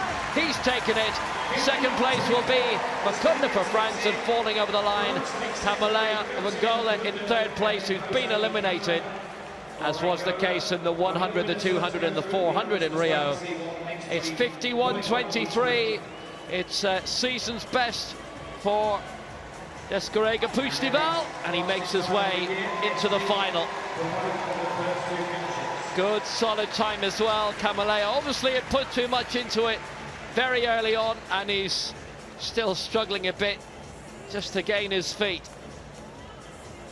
But it is T11, it's complete visual impairment. You'll see the not just the blindfold, but stickers over the eyes to make sure that it is complete visual impairment. But to be honest with you, Vanessa Lowe, not much trouble for Descarrega in this at all. No, not at all. Must have been the golden shoes carrying him down the track. Yeah, 51.23, taking half a second off his season's best. Little look around from the guide, Marcos Blanquino Esposito. Been winning major championship medals since the Worlds in 2011 in Christchurch. Bronze in the 4, and then the 4x1 now. And he may be from Catalonia, but lives in Madrid now. It's where his club is. And Descarrega, very, very comfortable indeed.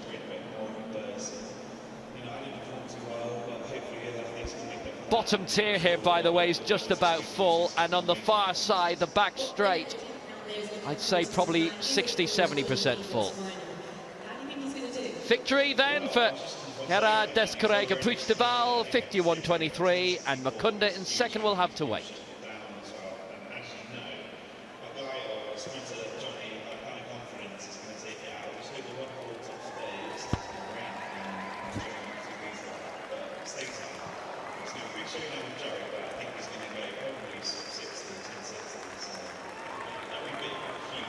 T47 high jump.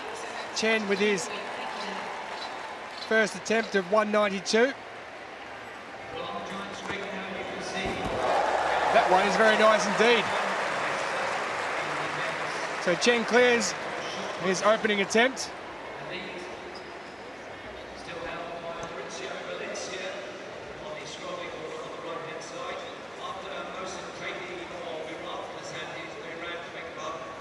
The man who took silver in 2015 and also silver at the Paralympics last year, behind Roderick Townsend Roberts. He's in first position then.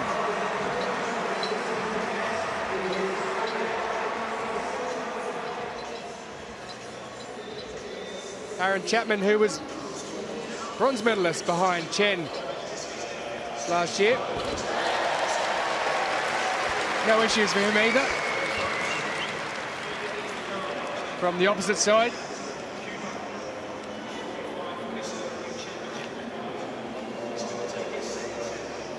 Plenty of movement in that bar left for him.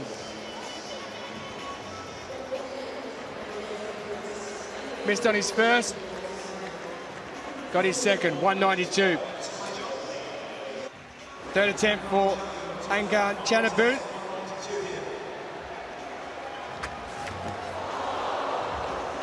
think he might have almost lost his footing as he went to jump there.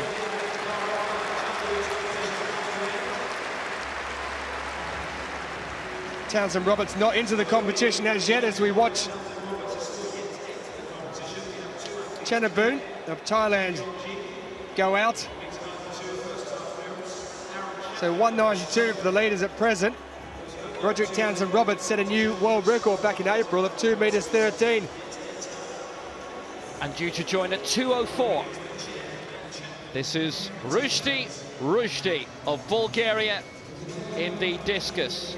Currently in 5th place, but he's a regular championship medalist, his second attempt in this.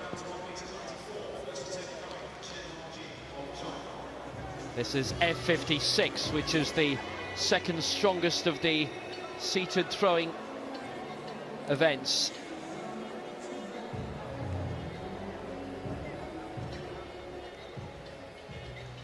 Gone up to 3rd place, 37.65. Bar up to 194 for Chen in the high jump. Realistically, it's the opening exchanges, because Townsend Roberts won't join until later on, but we have lost a lot of the field already. 194 his first attempt at this. 2-meter jumper after that. Good success in Rio, and it went on quite a while as Townsend Roberts was aiming for world record after world record, and the crowd all stayed. It was the last event for half an hour there that particular night. It's great they stayed. Chen, no.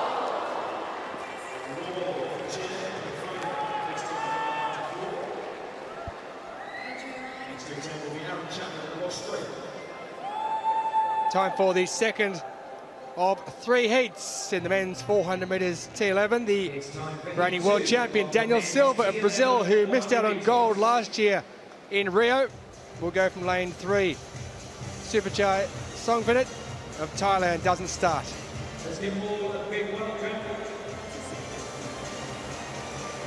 So Phan Zitan could only manage the heats last year at the Paralympics. He goes from lane 5 with his guide Hung Ji-hui. 51.95 his best. There he is, Daniel Silva. Silver and bronze in the Paras, 7 World Championship medals in the past and 3 para medals. He did get gold in the 4x100 last year though. And John Nyori Mikiri of Kenya will go from lane 1 with his guide John Pieko Lomeke. But Daniel Silva's the man we would expect to win this race. 2013 gold, 2015 gold.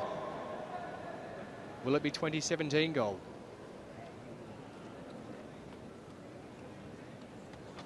As per the opening heat, only 3 runners. Top place will go through to the final, and the next fastest from the 3 heats will also qualify for the final.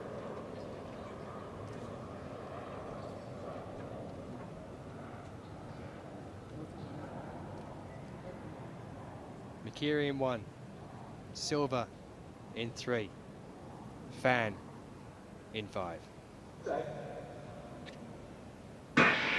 And away they get at the first time of asking. Daniel Silva has got away very well with Wendell De Silva, but out wide, it's Phan Zitan who's really got out like the clappers. He's gone a good 15 or so metres in front, but Daniel Silva's now found his stride on the back straight, doing well, catching up on the inside. Mikiri of Kenya is dropping back. He's out of the contest, so it's a 2-horse race at the moment. 4 if we include the guides, but Daniel Silva is round in the final band and taking up the lead from Phan Zitan. And Silva should cruise down this last 100 metres and without any problems should be through to the final. Phan Zitan trying to work very hard there to see if he can make up the ground. He can't do that. Daniel Silva will just slow down with his guide, Wendell D'Souza Silva, as they do. He goes across the line in a time of 51.48. Silva, of course, holds this championship record from 4 years ago when he won the first of those World Championship gold medals in Lyon. He also holds the world record set in Guadalajara in Mexico 6 years ago. Confident enough win for Daniel Silva, 51.47. Vanessa, and didn't really have any troubles at all once he straightened up down the home bend. They had a really solid start and they looked really smooth throughout the race. You can tell that they are training together since a long time. They're here to win a medal, and I think that the first step. Almost like a training run in the end. You can see the tether there between the two athletes, which has to be part of this. If it comes apart, it's a disqualification. No such problems though for Daniel Silva. He qualifies in a time of 51.47. Fanzi Town 52.51. And Mikirili of Kenya in third position has run his race. Chen in the high jump. Second attempt at 194. There's only 3 men remaining, but we won't see Townsend Roberts for a while. And the way it's going, unless Chen gets the next one, we won't be seeing much more of him. Chanabun exiting at 192, having cleared 190. Everybody else is out, apart from Chapman and Townsend Roberts, who's due to start at 2:04. It's a bit like the old Renault Le Villenie, starting very late, although he on occasion has started too late. Aaron Chapman, bronze in Rio, second attempt, 194, and he's got it with a bit to spare.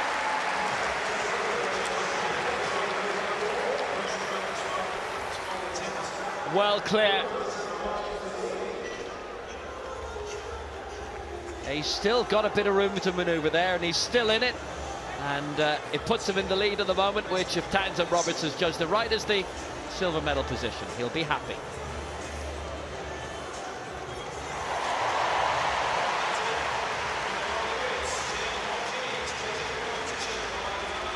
Last attempt then for Chen. So Chen, this is win or bust.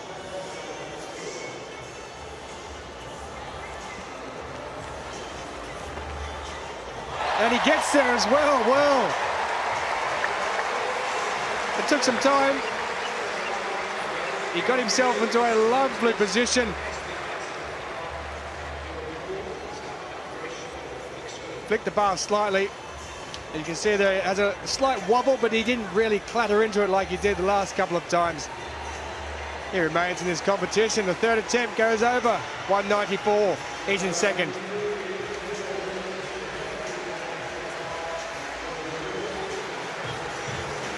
Have a look at those crowds. Largest ever crowds in the World Para-Athletics Championships. And that man's still part of it. Chen Hongji, a silver medalist at the last 2 major championships in Rio last year and in Doha a couple of years back, but he almost went out. Took him 3 attempts to get over 194. He remains in the competition. The Paralympic champion, Roderick Townsend Roberts, just to remind you about him, we haven't seen him yet. He'll be entering the competition soon.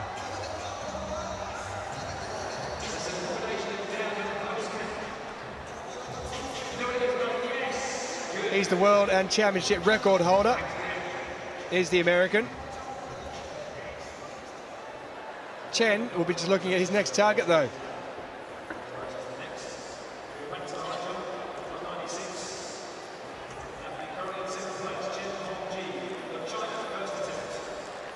Two centimetres further up he goes. 196 is the target.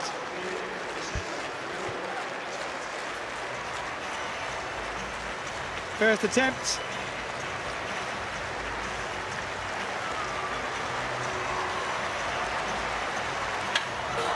Not this time. Similar to when he hit the 194 the first couple of times, it's almost as if He doesn't quite believe he can get over it. On the third one he did, but just not quite enough height. Taking off perhaps a little bit too close to the bar. He'll have to sort that out. That's a foul. But he remains in the silver medal position. Aaron Chapman currently sits in the gold medal position. His first attempt at 196, 194, he did very well indeed, season best for him.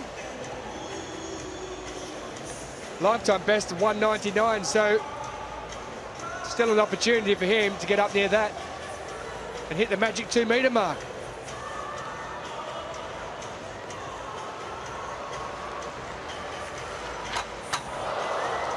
Not this time though.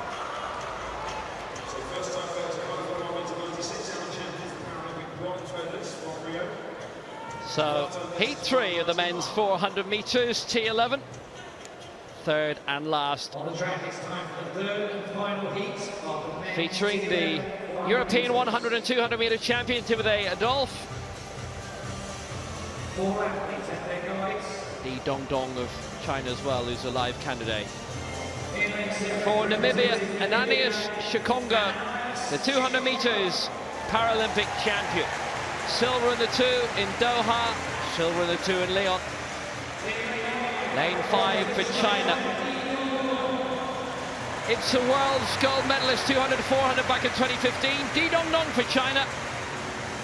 In lane 3 for Argentina. Bronze in the 4x1 at the Para-Pan-Ams in Toronto 2 years ago. Rado Creton of Argentina. And the 4-time European champion, reigning champion of the 100 and 200, previously the 4, Timothy Adolphe of France.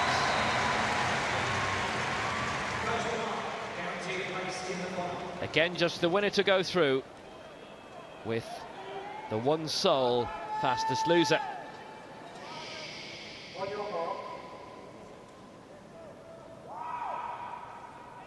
Adolphe in 1, Creton Salas in 3, Di Dong Dong in 5, Shikongo in lane 7.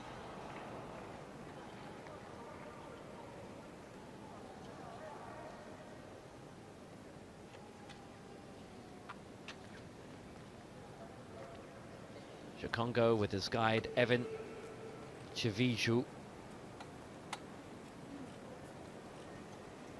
4 World Championship medals to his name, but his first major gold coming in Rio in the 200 last year. Complete visual impairment.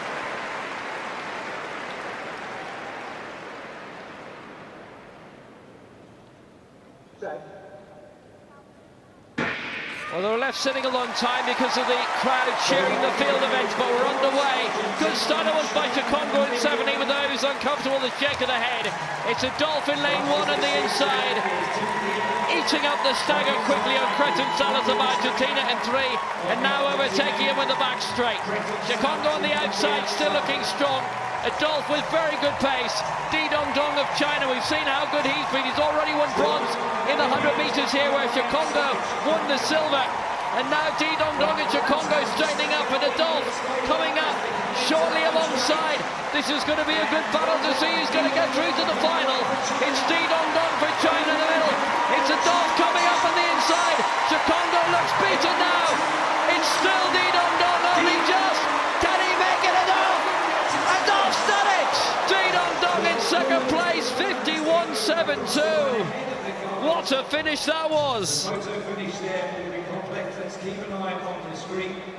Very, very tight, and up to the end it looked as if it was going to be Di Dong Dong. He had the slight lead, but Timothy Adolphe takes it. 51.71 with Di Dong Dong, a new Asian record, 51.75. What a finish that was, really tight. But you have to say, Vanessa Lowe, that Adolphe just didn't give up. He did not, and it was really important because in the T11 and T12 classes there's only really one surely in the next round, so in order to make it to the final you have to run fast every single run. So tight, well guided he was by Jeffrey Lamy, who released him early.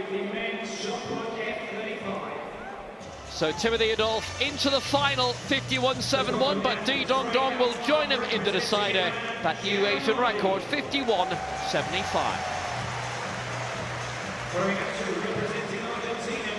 Back to Aaron Chapman, who's currently in first position. His third attempt, though, at 196. So, make or break for Aaron Chapman, the bronze medalist in the Paralympics in 2016.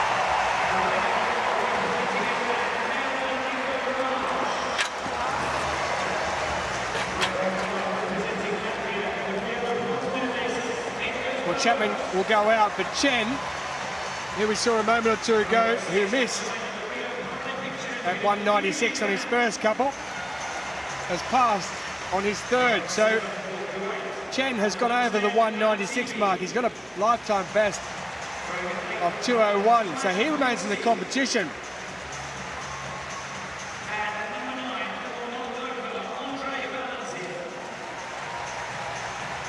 But yet to come in is that man, Roderick Townsend Roberts, the world and championship record holder. Gold in the high jump and long jump in Rio. So these are the four through to the men's 400 metres T11 final, with Descarrega Puigdebal, the fastest of Spain, 51.23. Silva, Adolphe and Di Dong Dong all there too.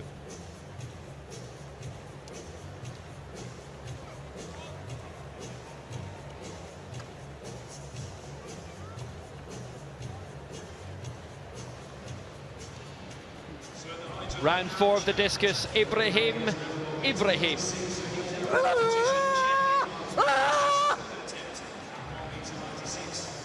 Solid throw. And remember, it's all three at once in this. It's F56, it's the second strongest nominally of the wheelchair throwing events, seated throwing events. Bronze medal position, 37.75 is best of the night. Look who's here. The man who set the new world record early in April in California.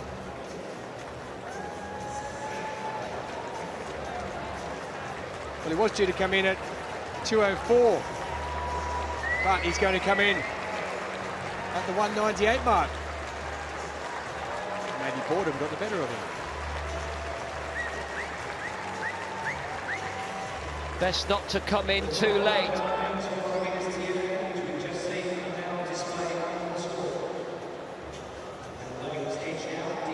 They're remembering that with Chapman missing out there on that earlier one, and Chen still in the competition, this man doesn't have a place. He might in a moment if he clears 198. Did he clear it? He could have jumped 11.98 with that one. If.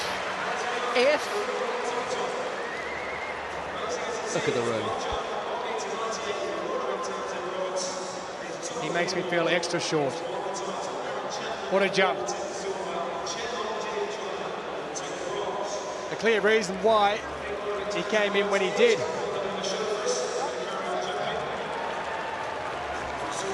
It's still quite late. He can only be hopeful that the nerves didn't get the better of him. They didn't. He made a really good first jump, but pretty late to start the competition.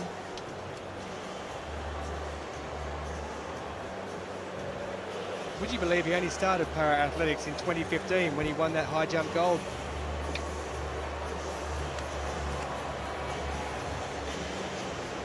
Possibility of setting many more records so far.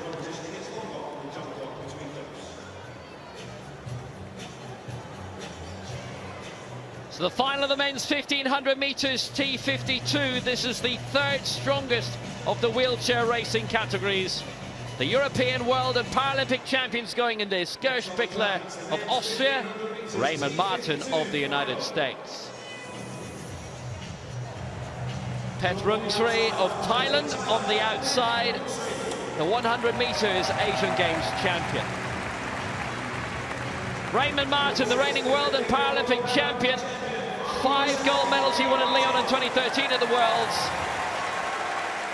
Won the 15 and the marathon in Doha. Christian Torres, a Colombian, is inside. Bronze in the marathon in 2015. That was held in London, not in Doha. The former world champion from Japan from 2011, Hirokazu Eonabaru, Asian Games 800 meters champion. The 5 times world champion, current European champion over 400 and 1500 for Austria, Thomas Gierspichler. His inside for Japan. Silver in the 400 and the 1500 in Rio. The reigning world champion over 400 meters, Tomoki Sato. And for Mexico, the 800 meters silver medalist, 200 meters bronze medalist in the World Championships in Lyon in 2013, Leonardo de Jesus Perez Juarez. Give him his full title. Raymond Martin, such a legend. And the man they all have to beat in this 1500 meters.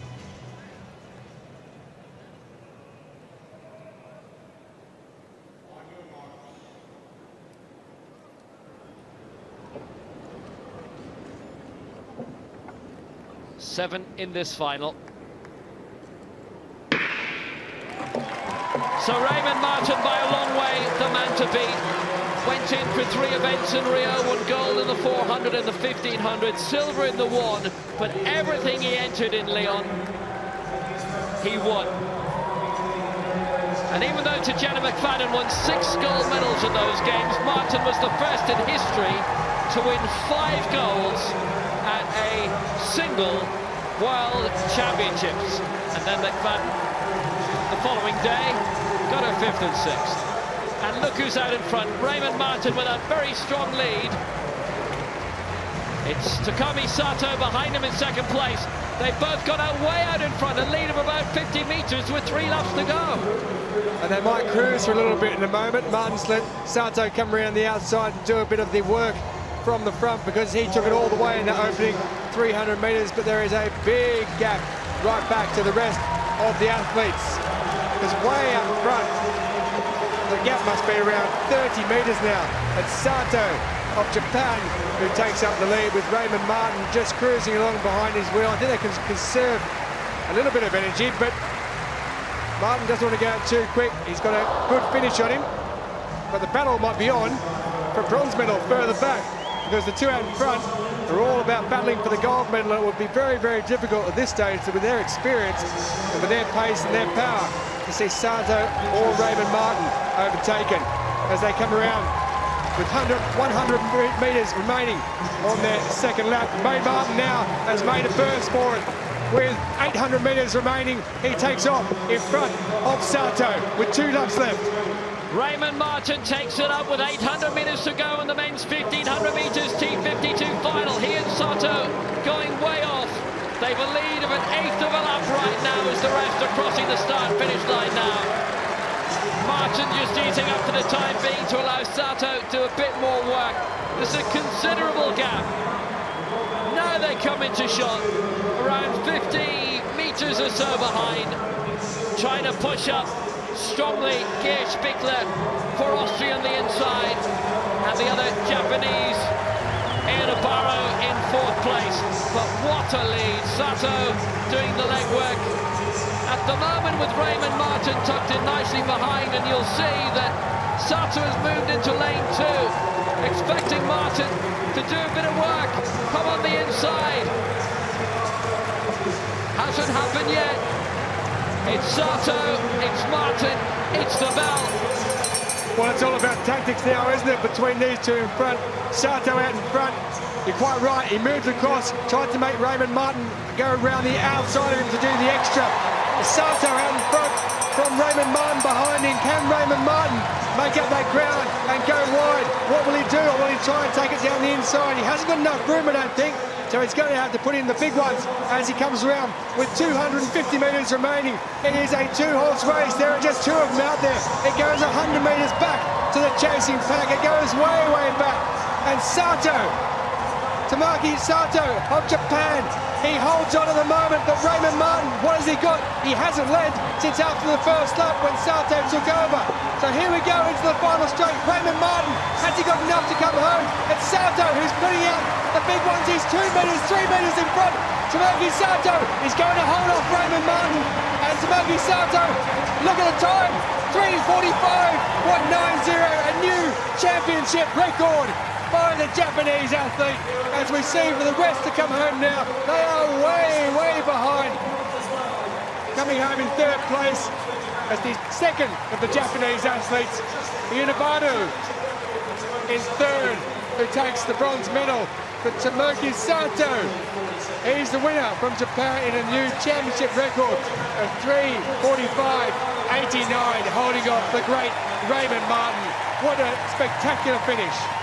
Fantastic win for Tomoki Sato.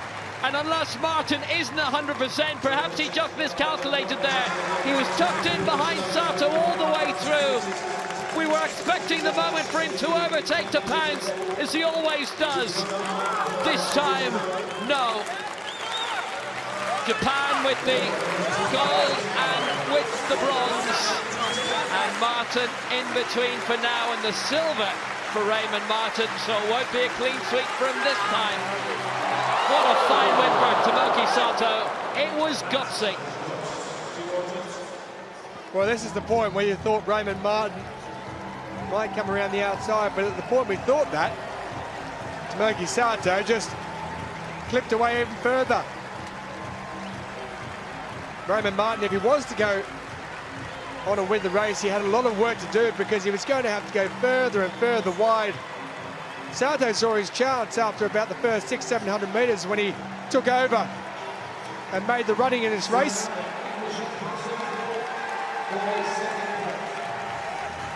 There is Sato as Raymond Martin tries in vain from behind to catch the man from Japan. He knew the game was up, Martin, as he coasts across. Sato punches the air, and well he might. So there it is, a championship record for Tomoki Sato of Japan, 3:45.89. Raymond Martin with the silver, 2 seconds behind.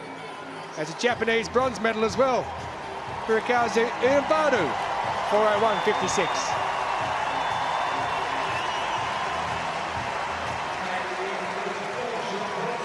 So Townsend Roberts is the world champion again, because Chen, on his 3rd attempt at 196, has decided not to go ahead with it. Chapman already eliminated at 196. He cleared 194 the 2nd attempt. So Chapman the silver, Chen the bronze. Townsend Roberts then with the gold. And he wants to give us something special. He's put the bar up to 2 meters 10. He's already broken his own championship record from Doha 2 years ago. For 2 centimeters on that for 2:05. And now attempting a new championship record of 2 meters 10. His second stab at it.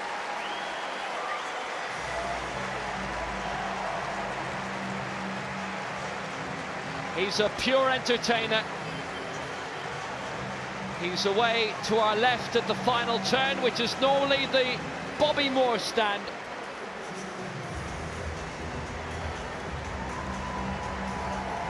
He was a terrific champion in his own right.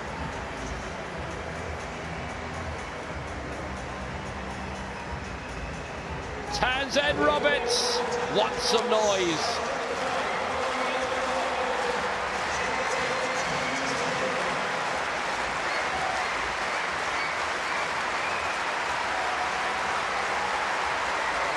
For 2:10.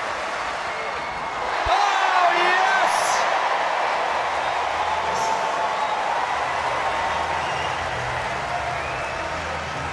And that world record is only 3 centimeters away.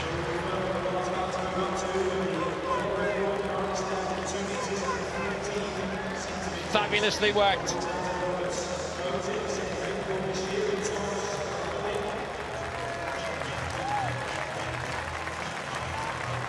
Men's shot put F35, about to get underway.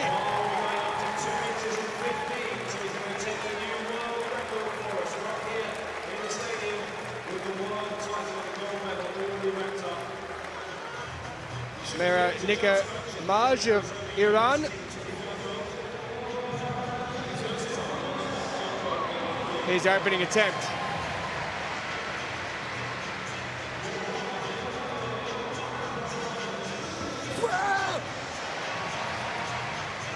Over 14 metres.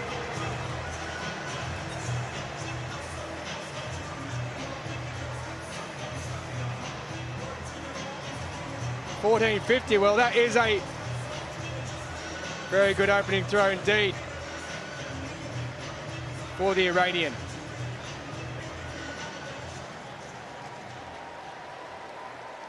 Well, here's a big one. Johnny Peacock, the men's 100 metres T44 final. Didn't race 2 years ago in Doha, but he is the reigning double Paralympic champion up against Jared Wallace, a former world record holder himself.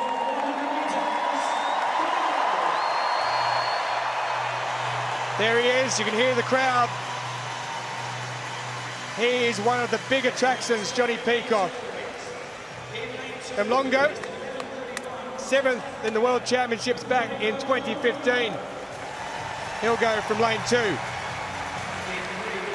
Mikhail Sentis of Greece, bronze at the 2016 European Championships.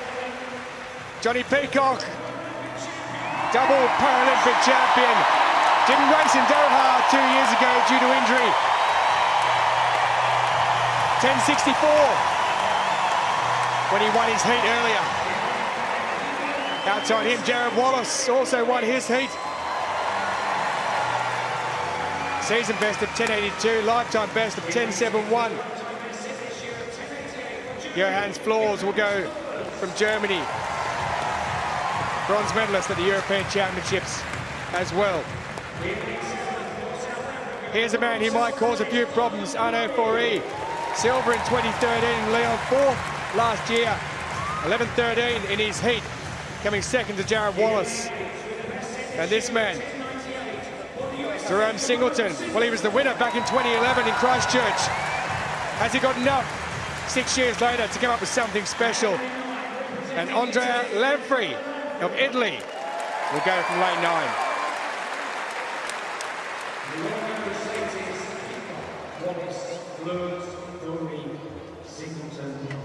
No Richard Brown, who won this event in Doha when that man wasn't there 2 years ago. Richard Brown on that occasion broke the world record, which still stands at 10.61. I do expect something very, very big here.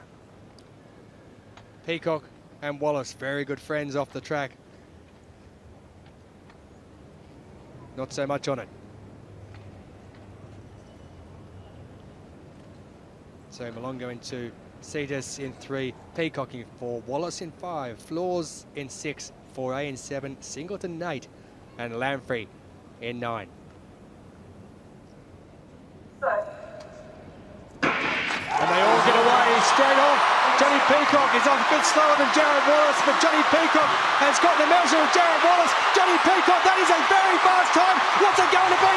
10.76. He misses out on the world record and the championship record, but he does win ahead of Jared Wallace. Well, that was a very fast one indeed. I actually thought it was going to be a lot quicker than that. Jared Wallace gives him the congratulations. And Johnny Peacock there goes across, and it's Johann Flors from Germany who's picked up second place at a time of 10.89. He's just pipped Jared Wallace. Well, what a finish there from the German.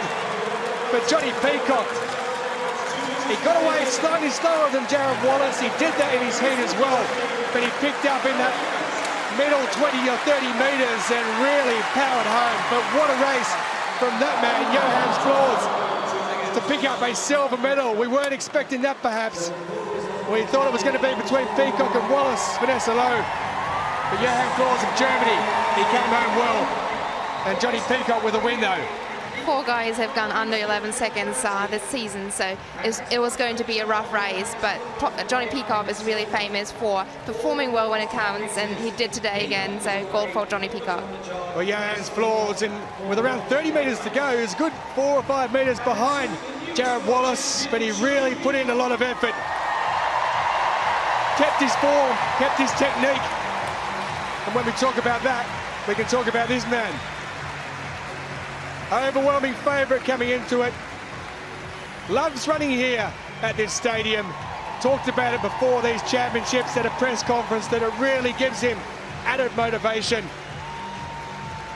First came onto the scene, made a name for himself in 2012 at this exact venue.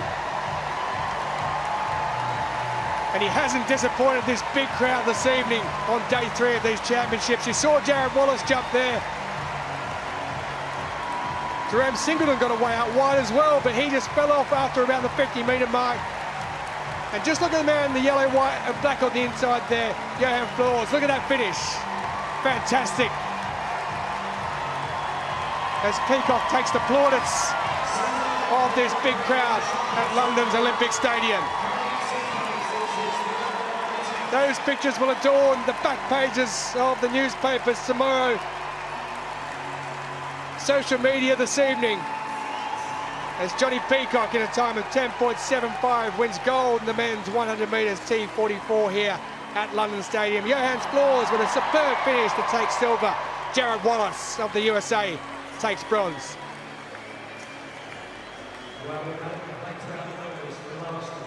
Pure hero worship. Johnny Peacock. Gold for Great Britain again. And that's their 8th of these World Para-Athletics Championships. 2012 revisited.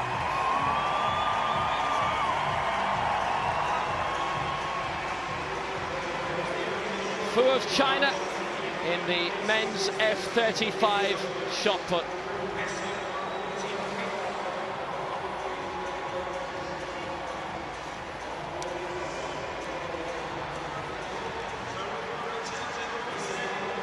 The man from Shanghai, the reigning Paralympic champion. That's a good, solid opening round throw.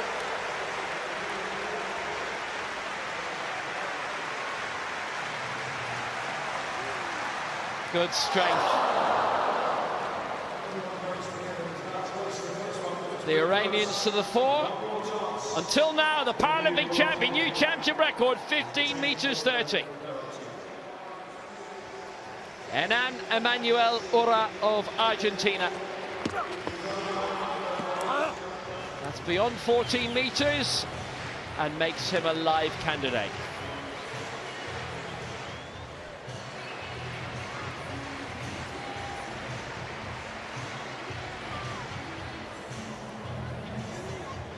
It'll be just a smidge over 14. 14 meters 15, and he goes there. Just alongside the finish line, Fu Jinhan has already thrown a championship record of 15 meters 13 in round 1. Back to the F56 discus, Leonardo Diaz of Cuba. Not bad indeed. The man is leading this competition already with a championship record in his 3rd attempt. It's around the 40-metre mark. 44.92. Doesn't improve on his 3rd attempt. And there's the result, a championship record in his 3rd throw. 45.47 for the Cuban. Ali Mohammadi of Iran in silver, and Ibrahim of Egypt takes bronze.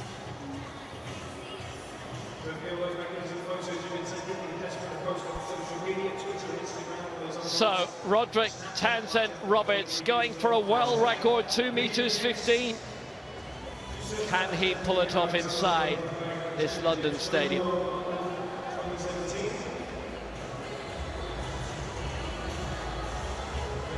High night of drama in this great venue, and there must be close on 40,000 here tonight.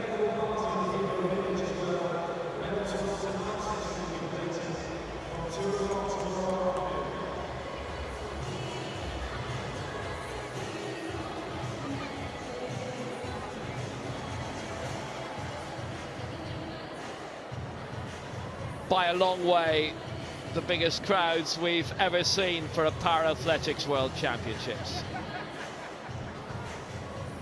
Coming up now, the final of the men's 100 meters T13, and that means the fastest Paralympian around.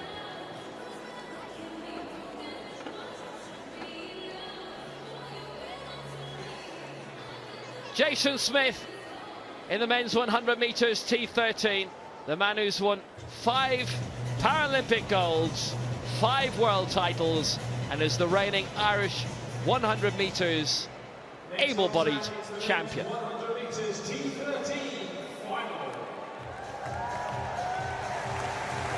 The lineup for this 100 meters final: handler of Switzerland, bronze in the 100 meters of the Europeans in Grosseto, the second time he'd won that honour.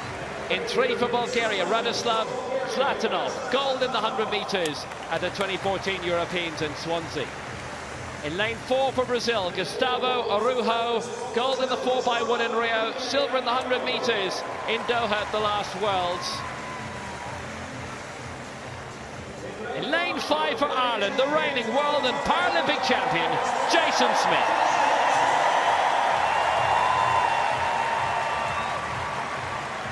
Alongside him, the white tiger for Australia in lane 6. Silver in the 200 meters in Doha, and bronze in Doha, and bronze in Rio, Chad Perez. Lane 7 for Brazil, Kesley Teodoro, 4th in the 100 meters in the Rio Paralympics. Silver in the 100 and the 400 in Rio for Namibia, the reigning world champion over 200 meters, Johannes Nambala. And the European champion for Grosseto last year over 100 and 200. The former world champion over 100 and 200 as well for Poland, Matthias Michałowski.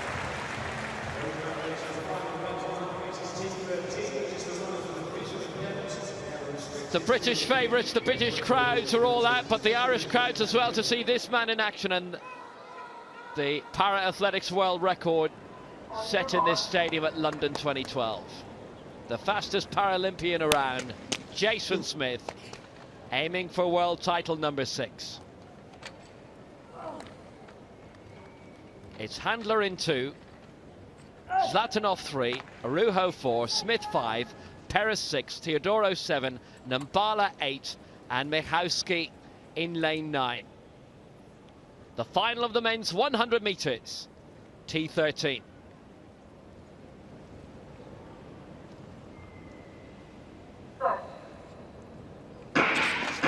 That's a full start. It's Arujo. Arujo in 4 for me, right alongside Smith, who shot away, tried to get off to a flyer. Teodoro, meanwhile, wanted to go all the way to the line, and Chad Perez has walked up around 75 meters. Open and shut case.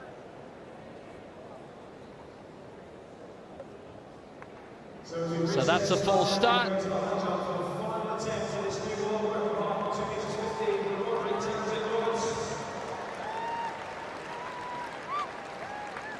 So the long arm of the law to follow Arujo.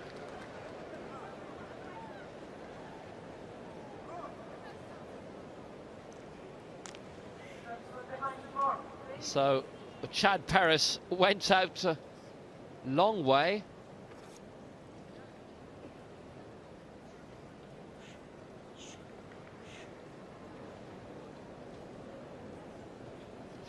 For me, Arujo was the man who shot way out, but Chad Perez has covered 75 meters.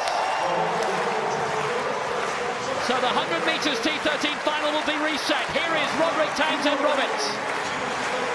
His 3rd attempt at a world record of 2 meters 15. Here he comes. Quite, but he gave that a very, very good go. Congratulations for the gold medal. In this moment, all that counts is the gold. World record would have been nice, but he got the gold, so he can get home very, very happy. So Townsend Roberts with a championship record 2 meters 10, but the world record denied. But he's still the owner of it. Meanwhile, Arujo has discovered it was he, and he has been disqualified for the false start. But how awkward is it for the rest? They've had that world record attempt in between, and Chad Perez has had a virtual entire 100 meters, but at least he's been able to examine the track.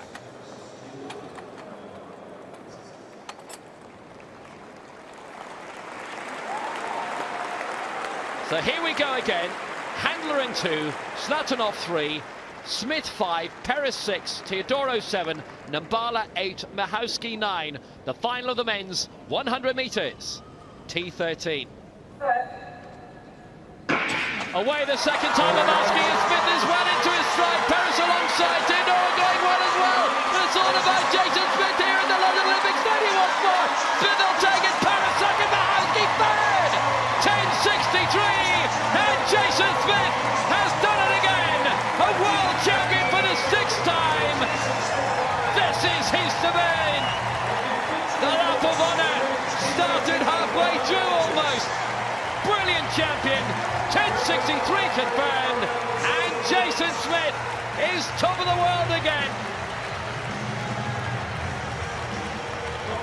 Mahowski's been given second place with Perez of Australia third, and 100th of a second between them. But Jason Smith, there was no catching him, Vanessa Lowe. There was not. He was another proof why he's such an exceptional athlete. He's not the fastest Paralympian, but he's also an exceptional able-bodied athlete. He had a good attempt at competing against able bodies, ran really fast times, so he was meant to beat, and no one could. Perez picked in the end for second place with the naked eye. Were right on the line, up in the gods. It certainly looked to me as if it was Perez, but Mahowski on the photo finish has been given that.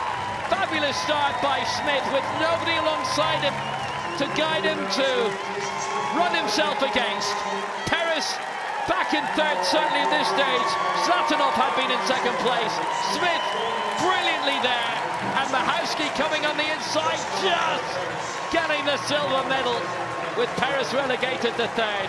But Jason Smith, remember, he is the Irish champion over 100 meters, full stop. First member of Derry Track Club to win that title, the Athletics Ireland title, the able-bodied crown, let alone para-athletics. 10:63, so close to that championship record he set in Lyon in the heat at the Stade Rhône 4 years ago. And Smith, peerless in this class at this level. 5-time Paralympic champion, 6-time world champion, and just an absolutely fabulous start. No wonder Arujo tried to get out ahead of him. Yeah, he's unbeatable. It seems like he always has a good start. He always has a good rise. It seems like no athlete can even get close to him. Glory for Jason Smith yet again, the world champion yet again, 10:63. Mahowski with the silver for Poland, 10:95. Chad Perez the bronze for Australia, 10:96.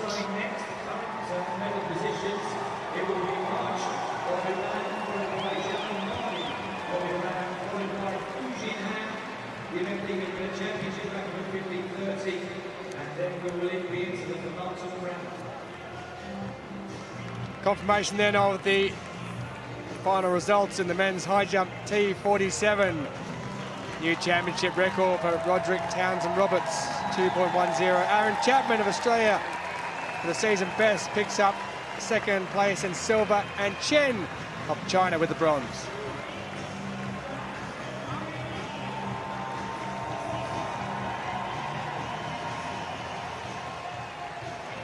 Well, Chad Perez, bronze medalist on the left. Jason Smith, he's used to doing that, isn't he?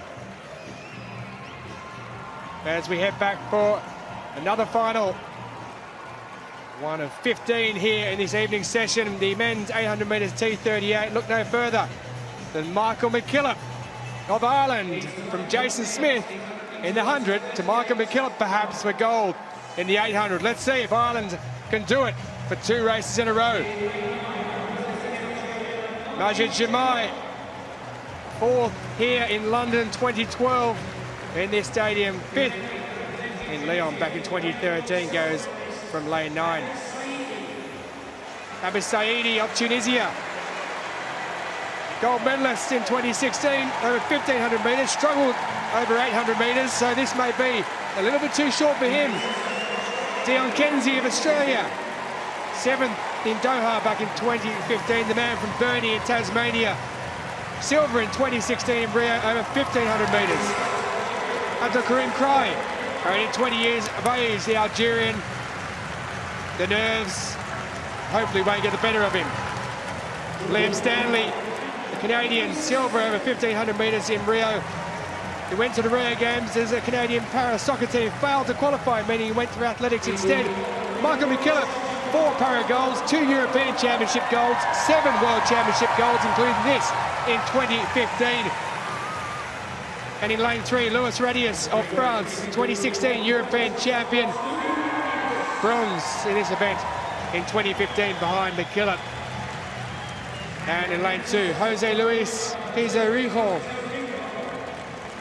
And he took up para-athletics last year, able-bodied since 2009 before that.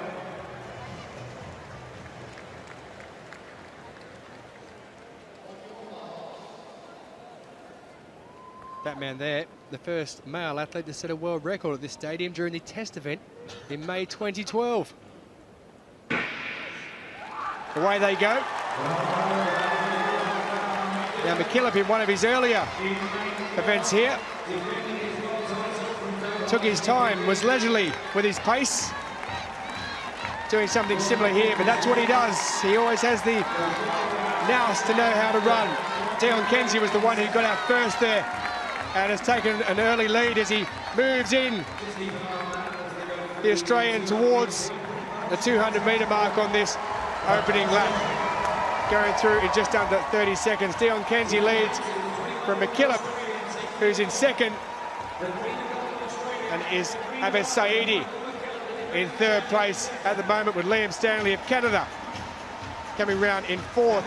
So Kenzie, McKillop, Stanley in fourth, and ahead of him, Abes Saidi, with 1 lap remaining in this men's 800 metres T38 final. Expect the pace to quicken somewhat as they move in to the last 250 metres. McKillop just looking to come around the outside of Dion Kenzie, as he does at the moment, but Kenzie has responded in kind. Liam Stanley of Canada, well, he's making quite a decent run now. He's already taken off. Has he gone too early though? Saidi's also there, coming around in the red shorts. But it was Michael McKillop who moves to the front. Dion Kenzie in second place. Liam Stanley of Canada, though, he's got a grin, just quietly bumping in there to Dion Kenzie, who really needs to get around that corner quickly. But Liam Stanley is keeping hold of Michael McKillop. Jason Smith won gold for Ireland in the last race on the track. Can he make it? A second gold medal for Ireland here in the men's T38 800 metres. McKillop is out in front. He's stretching the legs home. He's 10, 12, 13 metres in front. Liam Stanley, is he holding on for silver? He's struggling somewhat. Dion Kenzie comes up on the inside, but it's McKillop across. Oh, Liam Stanley's fallen 5 metres before the line as Dion Kenzie comes across and takes the silver medal. And it looks like Saidi has come home from Tunisia to pick up the bronze medal, but Liam Stanley, you could see him with a wobble towards the end when he was looking to try and get the silver medal. McKillop is flat out on the ground. A season best for the Irishman of 2 minutes .92. Well, he's happy. He's got the win. He's defended that championship title. Dion Kenzie picks up the silver, but disappointment for Canada's Liam Stanley. He was brave. He was hard. He went out. He tried to get it, but he fell moments before the line. Michael McKillop and Jason Smith, 2 para-world champions. Brilliant athletes, brilliant ambassadors for the sport. And look at them doing a lap of honour with each other. As Dion Kenzie, the silver medalist, and Saidi, who picked up the bronze, just embraced. Saidi, he couldn't believe his luck. Liam Stanley, very sad indeed for him, because he looked like he was going to be in the medals, Vanessa Lowe, but he just missed out as Smith and McKillop do their lap of honour. Isn't it just amazing that those 2 athletes can share the memory together, can actually do their lap together to celebrate their win? Just perfect. Well, here is McKillop as he comes around into the final straight. You can see Liam Stanley there. He's starting to tie up somewhat. He looks over his shoulder. He sees Dion Kenzie coming. He tries to kick again, and with that tries to kick so hard that he gets into a bit of trouble. This, of course, coordination impairment, and then lactic acid kicks in, and he just clips his own heels there before the line. And Saidi, you can see how happy he was. He comes across in third place. This will give us a really good angle on it. It's McKillop there, Kenzie of Australia on the inside, and just there's Liam Stanley. He was only 5 metres away from World Para-Athletic Championship glory with a medal. And the disappointment indeed, but no such disappointment for that man, Michael McKillop. It's definitely the hardest fight he's ever had among his 8 World Championship titles now and his 4 Paralympic crowns. McKillop, a real national hero in Ireland, alongside Jason Smith, and so many tonight have come across the RFC to watch this man win another world title, but he had to fight for it. Kenzie particularly pushing him all the way. Saidi, the unfortunate Liam Stanley, but McKillop is there, a world champion once more. And why wouldn't he collapse? That was a very big run indeed.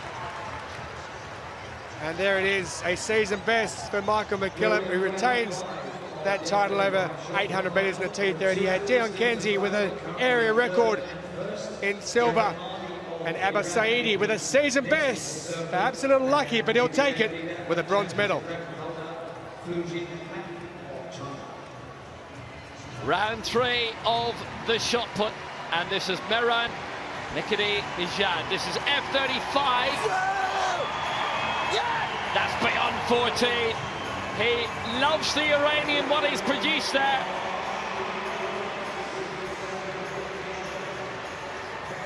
That might be out towards a lifetime best for him as well.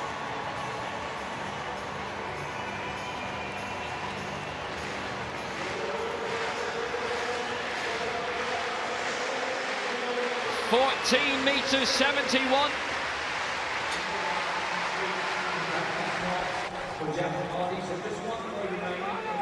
Javan Mardi in round 4.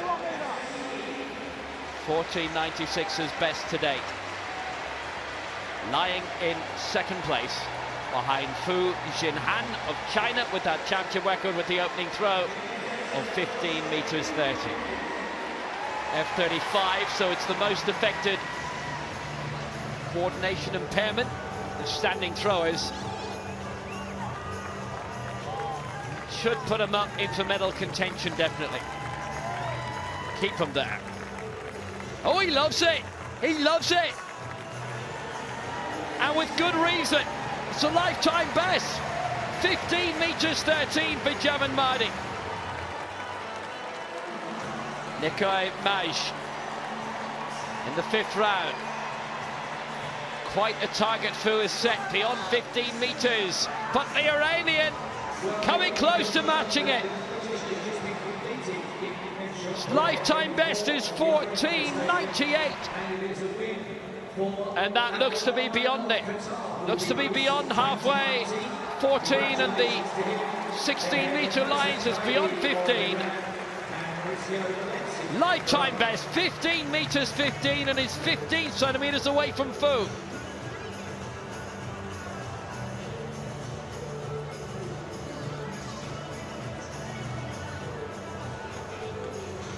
The orbit resplendent on this London Sunday night with so many thousands in its shadow. Next to enter the F35 circle.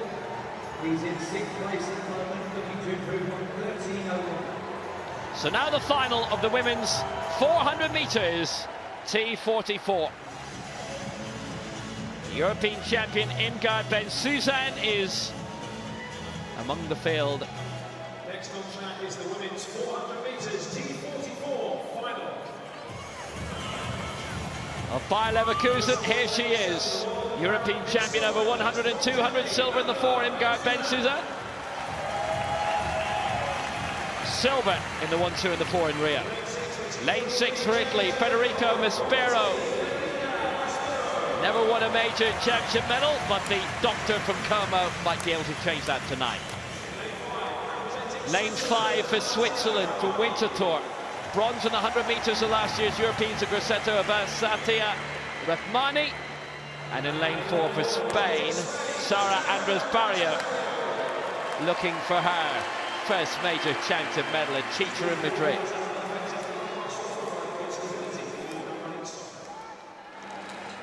She was 5th in the 400 metres in Rio.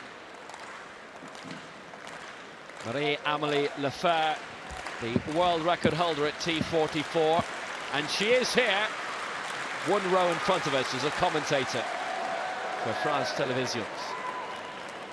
So Andres Barrero in 4, Rahmani 5, Maspero 6, Ben Suzan is in lane 7. The final of the women's 400 metres, T44.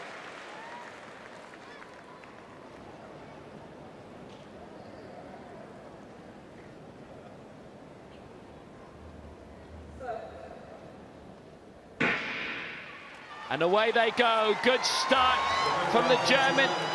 Ben Suzan in lane 4. She won silver in the 400 metres. Gold in the 1 and 2 last year in Grosseto, and she's way out on her own straight away. On the outside in lane 7, originally a South African athlete, moved to Germany due to classification problems. Rahmani and Maspero at the moment in the middle lanes are fighting for the silver medal. Has Ben Suzan gone out too early? Or has she got this absolutely spot on? None of the field has ever been a world champion before. That might be about to change for Ingrid Ben Suzan. Here she is on the outside. Well clear the rest in this T44 400 metres final. And it will be German gold surely for her. Well clear the rest. Rahmani coming up. So too Andres Barrero. Ben Suzan is running out of track, but she's still going to hang on to win it. Ben Suzan takes it. Maspero in second place for Italy. Andres Barrero looks to be in 3rd for Spain. Rahmani in 4th then for Switzerland. And Ingrid Ben Suzan absolutely spread out because she is finally world champion. So well deserved. She had such a rough season. She suffered a little foot injury earlier this year. Has really only been doing alternative training, wasn't able to run the last couple of weeks, so even better that she was able to win the gold finally. Very, very well deserved. Thank you. Put so much into it, tiring towards the end, but she managed to come through for the gold. Maspero getting ahead of Andres Barrero for the silver, a championship record as she's at T43. Gold for Ben Suzan, Germany. Silver Maspero, Italy. Bronze Andres Barrero, Spain.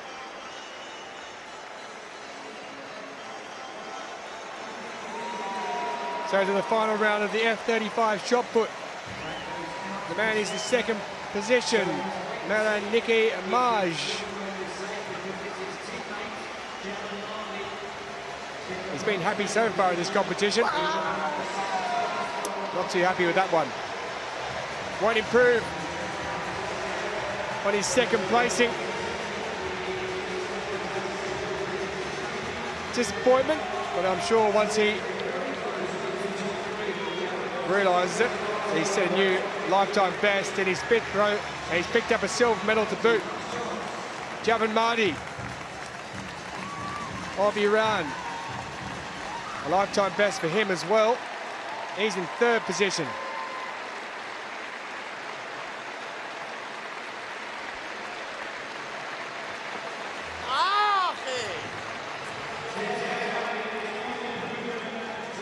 And that's not up near the 14-metre mark.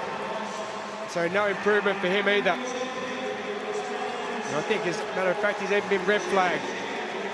He has. So 3rd position for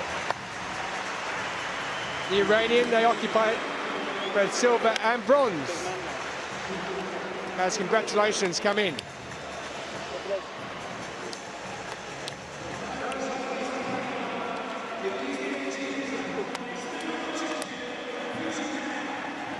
Which means that Fu of China, with a new championship record of 15.30, has decided to pass his final throw as he takes the congratulations from the crowd there.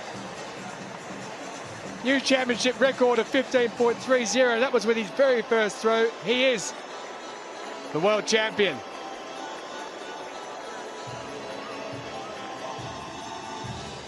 There it is, 15.30 for Fu Jinzhan of China. Championship record, goal for him. Maran Nikoimaj of Iran with silver. Saeed Alizgar Javamadi, also of Iran, makes it a silver and bronze for his country.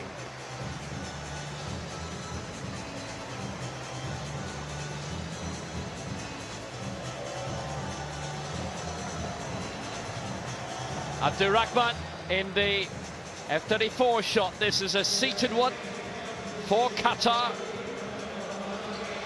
3 throws in a row, and that's over. 11 meters, and Abdulrahman is in a prime spot here.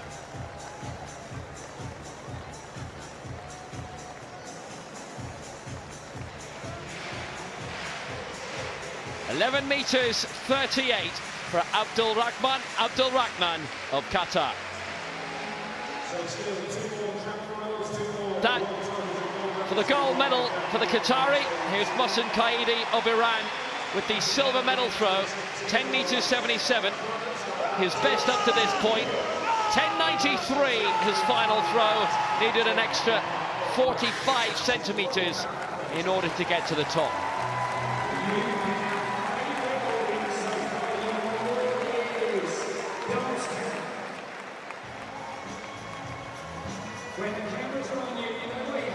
So Abdulrahman gets the gold for Qatar, 11 meters 38. Qaidi the silver for Iran, 10.93. And it was Mauricio Valencia with the bronze for Colombia, 10.89.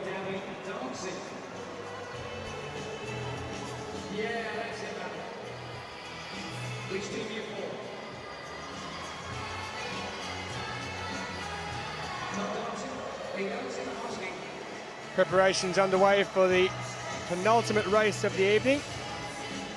Women's 100 metres T42. Vanessa Lowe, you know a little thing or two about this, being a silver medalist at both Paralympics and World Championships. I surely don't know how to win yet. Well, there is the lady who has beaten you on both those occasions, Martina Caironi of Italy. How is she beaten? Do you beat her? I don't know. I think the smartest was to take this year off and actually take the time to get healthy and build up on a healthy foundation to try give it another shot in maybe 2 years' time. Well, you've certainly got a long way to go to match that hair. Big crowd here on Sunday evening in London Stadium as Martina Caironi looks to defend that title she won 2 years ago in Doha, which she also won in 2013. She's also the European champion for the past 2 championships in 14 and 16, and the Paralympic champion here in London in 2012 and also in 2016. That's Contrafato. Who's getting some running repairs. Julie Rogers in lane 2, represented GB Sydney Volleyball in 2012, started running in 2013, gets a big cheer as you would expect. Anishi of Japan, 8th in 2015, 8th also in 2016, also competes in the long jump. There she is, double Paralympic champion, double world champion, double European champion, Italian flag bearer at the opening ceremony of the 2012 Paris here as well. Belgium's Gita Hanan, who started para-athletics in 2015. She was a semi-pro Thai boxer before her accident. Scout Bassett, 6th in this event in 2015 in Doha. Next to her, Katie Magawa of Japan. Lifetime best set this year of 17 seconds exactly. And the second of the Italians, bronze in the Paralympics last year, Monica Graziano Contrafato. And rounding off the athletes, Japan Sayaka Murakami made the heats in 2015. Stand by for one more women's event of the double.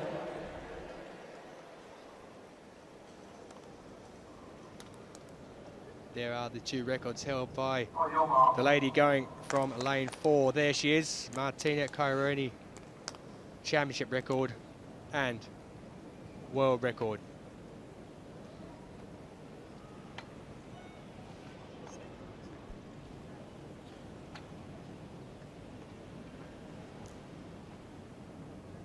So Rogers in 2, Anishi in 3, Caironi in 4, Hannon in 5, Bassett in 6, McGower in 7, Contrafato in 8, Murakami goes in 9.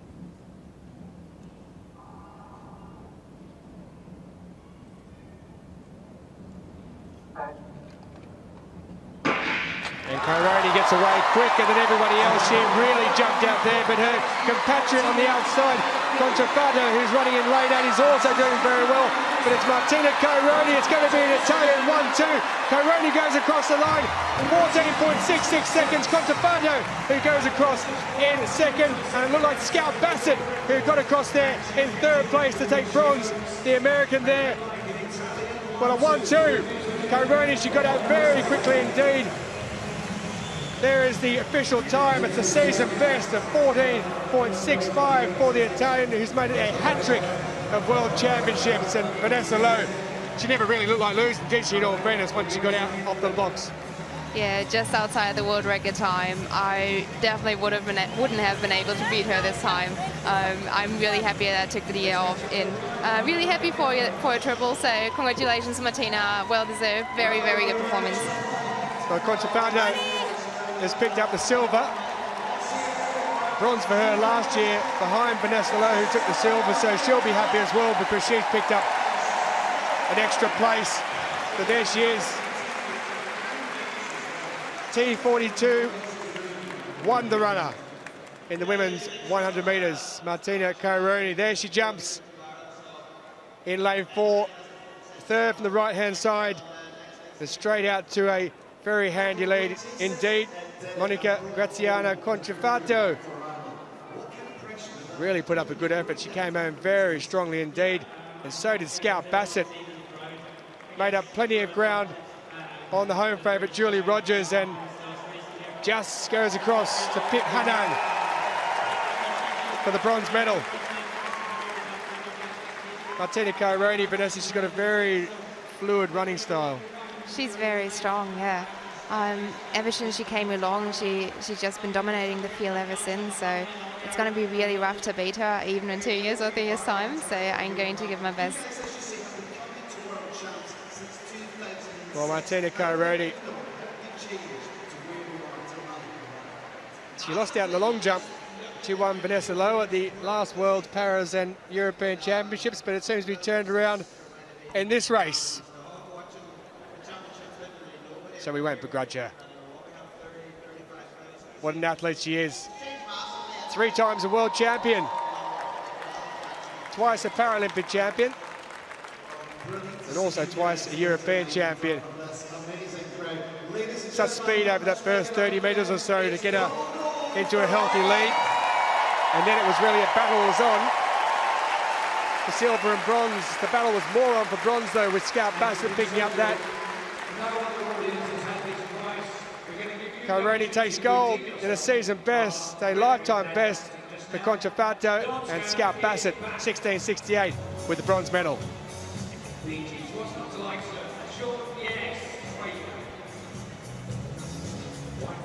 Caironi and Contrafato with the gold and the silver. Scout Bassett the bronze for the United States. Giusti Versace, another excellent Blade Runner from Italy.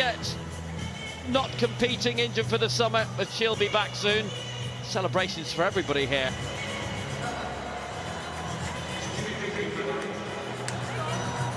The whole field taking in a bit of the glory. And in the words of the late Barry Norman, why not?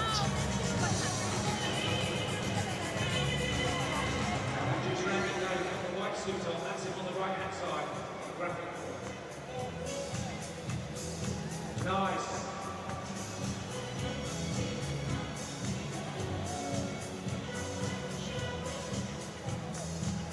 Still some cracking action awaiting. One more track final to come tonight.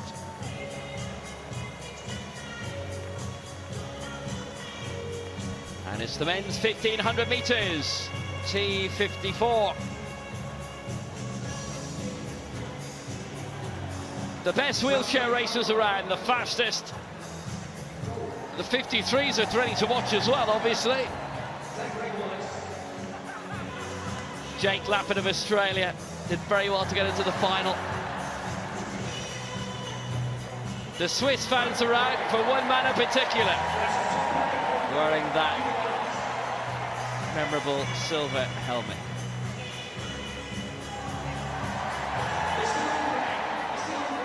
The silver helmet of Marcel Hoog. 2 gold medals in last year's Paralympic Games. 7 times world champion. Awaiting their moment in the sun.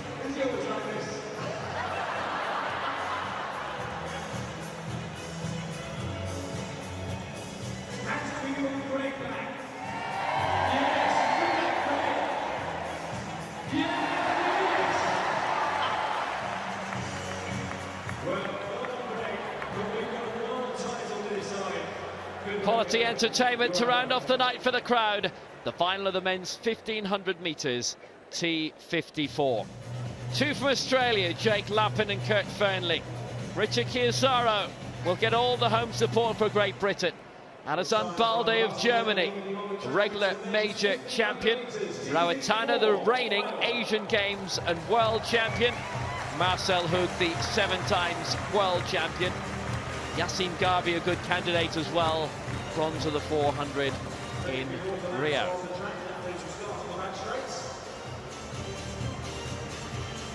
So we start off with Yassine Garbi of Tunisia with that 400 metres bronze in Rio. Best achievement of his career.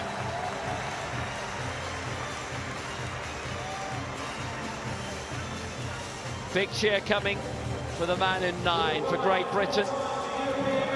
The double European champion from Grosseto last year. 5 medals overall for Richard Chiesaro.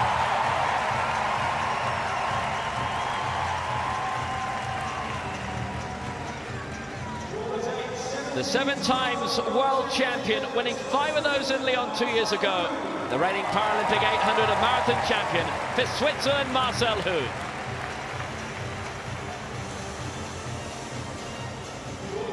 An all-time great in his field, the 3-time Paralympic, 4-time world champion for Australia, Kurt Fearnley, former Commonwealth Games champion over 1500 metres. In his 2nd world championship for Japan, Tomoki Suzuki, his 1st major championship final. Inside him for Australia, and how well he's done to reach the final. His 1st major championship final as an individual for Australia, Jake Lappin. Man inspired to compete when he met Kurt Fearnley as a lad. 21 major championship medals, but no gold yet for Saichung Konjen of Thailand. Although he is the Asian Games champion over 108. Man who's already won 200 here today. For Canada, Brent Lakatos, reigning world champion over 100, 200 and 8. Inside him for Germany, bronze in the 1500 and the 5,000 metres of the Europeans in Grosseto last year, Alazan Balde for Germany. And right in on the inside, the reigning 1500 metres, 5,000 metres world champion, Asian Games champion over those distances as well, Rawatana for Thailand. So 2 for Thailand, 2 for Australia, Tunisia, Britain, Switzerland, Japan, Canada, Germany. High octane men's 1500 metres, T54 final awaits.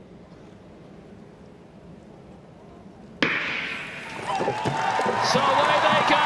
Expect lots of jostling at the start. Into to see where Hoog is going to go. Fearnley making his move on the inside. Hoog, man marking him, getting out in front ahead of him. And also for Thailand, Kongen making a move up right towards the front. Hook behind him, fairly on his outside. Suzuki tucked inside there in fourth place. Lead to change hands so often in this. All the way through, Lapin coming on the outside, and Brent Lakatos has already tasted glory today in the 200. Tucked in, just right in behind him in third place with 3 laps to go.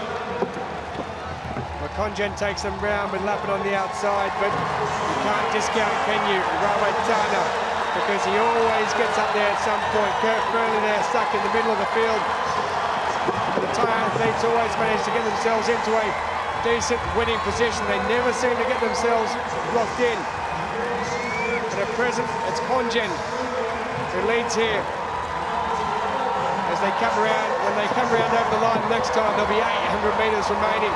Expect this to all of a sudden quicken when they get around to the 800 metre mark. Because the pace will move on, and coming around the outside there, that's Brent Lakatos, 200 metre gold medalist already today. Well, how much will that have taken out of him with 800 metres to go as he moves to the front?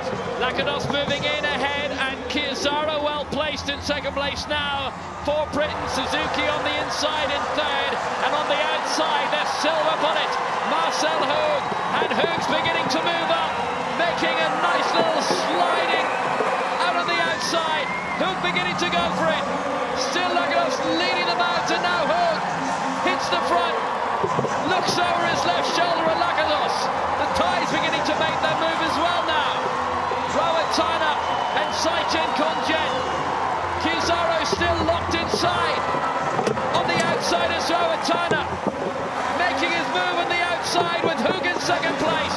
Lakatos in third, Kizaru fourth, and the bell is coming with Rawatana in the lead for Thailand. Tana did a very good marking job on Hoog there. Hoog in second place, Lakatos in third. Still the Japanese Suzuki trying to make a little bit of a mark on the inside. It's Rawatana, the reigning Asian and world champion, who still leads. Hoog in second place, Lakatos moving on the outside in third. Balde now coming for Germany on the outside even further. This is going to be a great break with 150 to go. Can he hold on here, Rawatana? Or can Hoog pounce the same way he did famously in the 800 metres in Rio? Balde going further on the outside. But here comes Marcel Hoog down the middle. It's Hoog and Balde. The golden bullet's done it again. Marcel Hoog wins for Switzerland. It's an 8th world title for Marcel Hoog. He went at the right time. What a fantastic win in this 1500 metres. It's Marcel Hoog again. What an amazing athlete. So many medals, so many great performances. He's also quite a bit of a favourite among the girls, I know. So congratulations as well for the silver and bronze medals. Really happy for Hassan. He's one of my favourite teammates from the German team, so congratulations. And a dramatic move just as Hoog was winning, as Yassim Garbi snatches the silver medal for Tunisia, and Balde denied the silver. Balde making a big break for the gold. Hoog denied him that, and Balde didn't see Garbi slipping in 300ths of a second. Garbi the silver, Balde the bronze, and the Thais miss out. The world champion dethroned. Tana in fourth place. Lakatos, who won the 200 today, no double for him, he's in fifth. The great Kern Fearnley in sixth. And Suzuki, who lives in Toyota, ironically enough, Toyota City, he's in seventh. The home favourite Kizaru is eighth. Kongen in ninth. T54 racing, you cannot beat it. It's thrilling, it's brilliant, and there are 2 words you can use about Marcel Hoog. Fantastic, brilliant. I could use a few more better than that, but those will do for now. Marcel Hoog, he won that Paralympic title he's been searching for so hard last year. He timed it well, didn't he? Because in that first 1200 metres, there was no real talk of Marcel Hoog. And then all of a sudden, in that last lap, shot around the outside, got himself into a fantastic position. And once he got to the front, he wasn't going to be headed. As you mentioned though, Balde, who was in a fight with him, pipped on the line. But Marcel Hoog, he's looking, he knows at the screen, he's seeing where he is. Surprised that Rawatana, I thought he might have made a move earlier than that. Seemed to get himself blocked in and couldn't quite get out. But Marcel Hug, the Swiss silver bullet, the winner again. But it's interesting because good move coming here from Garvey. Balde trying hard not to get locked in. Moved across very well in front of Tana, but then Hug goes for it. And Hug, wearing 8, gets gold medal number 8 in a world championship. Marcel Hug, a fabulous champion, and in a big way, winning that 800 meters crown at the Paralympic Games. It has transformed me. He won everything in this sport, apart from a Paralympic gold, and then he won the 800, and that was it. Monkey off the back, marathon gold as well, thrilling finish. It was in the streets of Rio and the Copacabana. When's he going to trade that silver helmet for a gold one? It does come off, you know. Rarely goes out in public without it. It's his 10th global gold, 2 in the Paralympic Games, 8 in the World Championships. And Vanessa, he's a killer. He's just a killer. Well, he knows what he wants and he's going for it. Garvey doing marvelously with that silver medal for Tunisia. Well, look at Garvey moving on the outside here. It's Balde with the yellow helmet. At this stage, Tana was still in a good position for 3rd.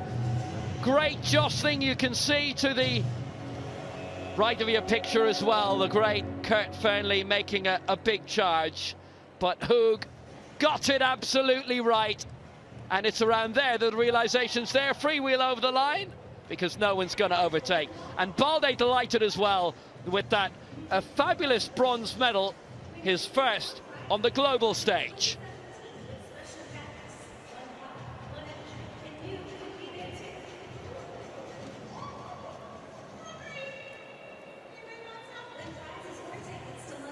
Results still being ratified. Marcel Hug, the world champion over 1500 meters, 3:04.33. Garvey the silver for Tunisia, Balde the bronze for Germany, Tana, Lakados, Fearnley, Suzuki, Kizzaro, so close.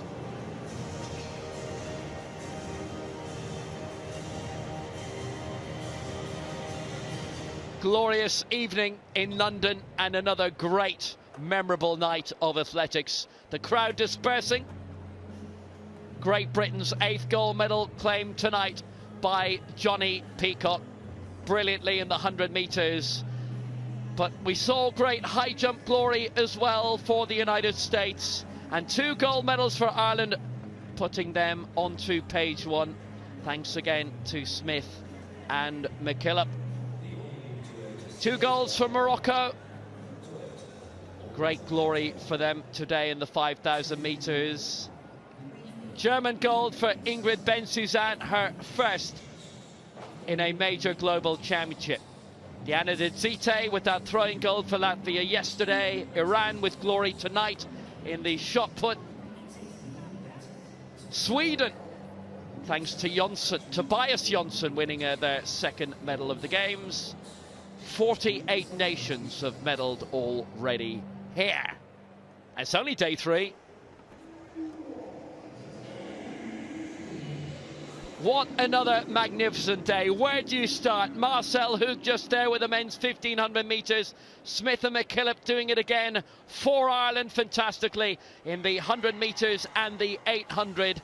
Or you could also praise Johnny Peacock, as the home crowd will, as he has won gold medal number 8 for the host nation, Great Britain. From Will Downing, Tulson Tollett and Vanessa Lowe from London, it's good night.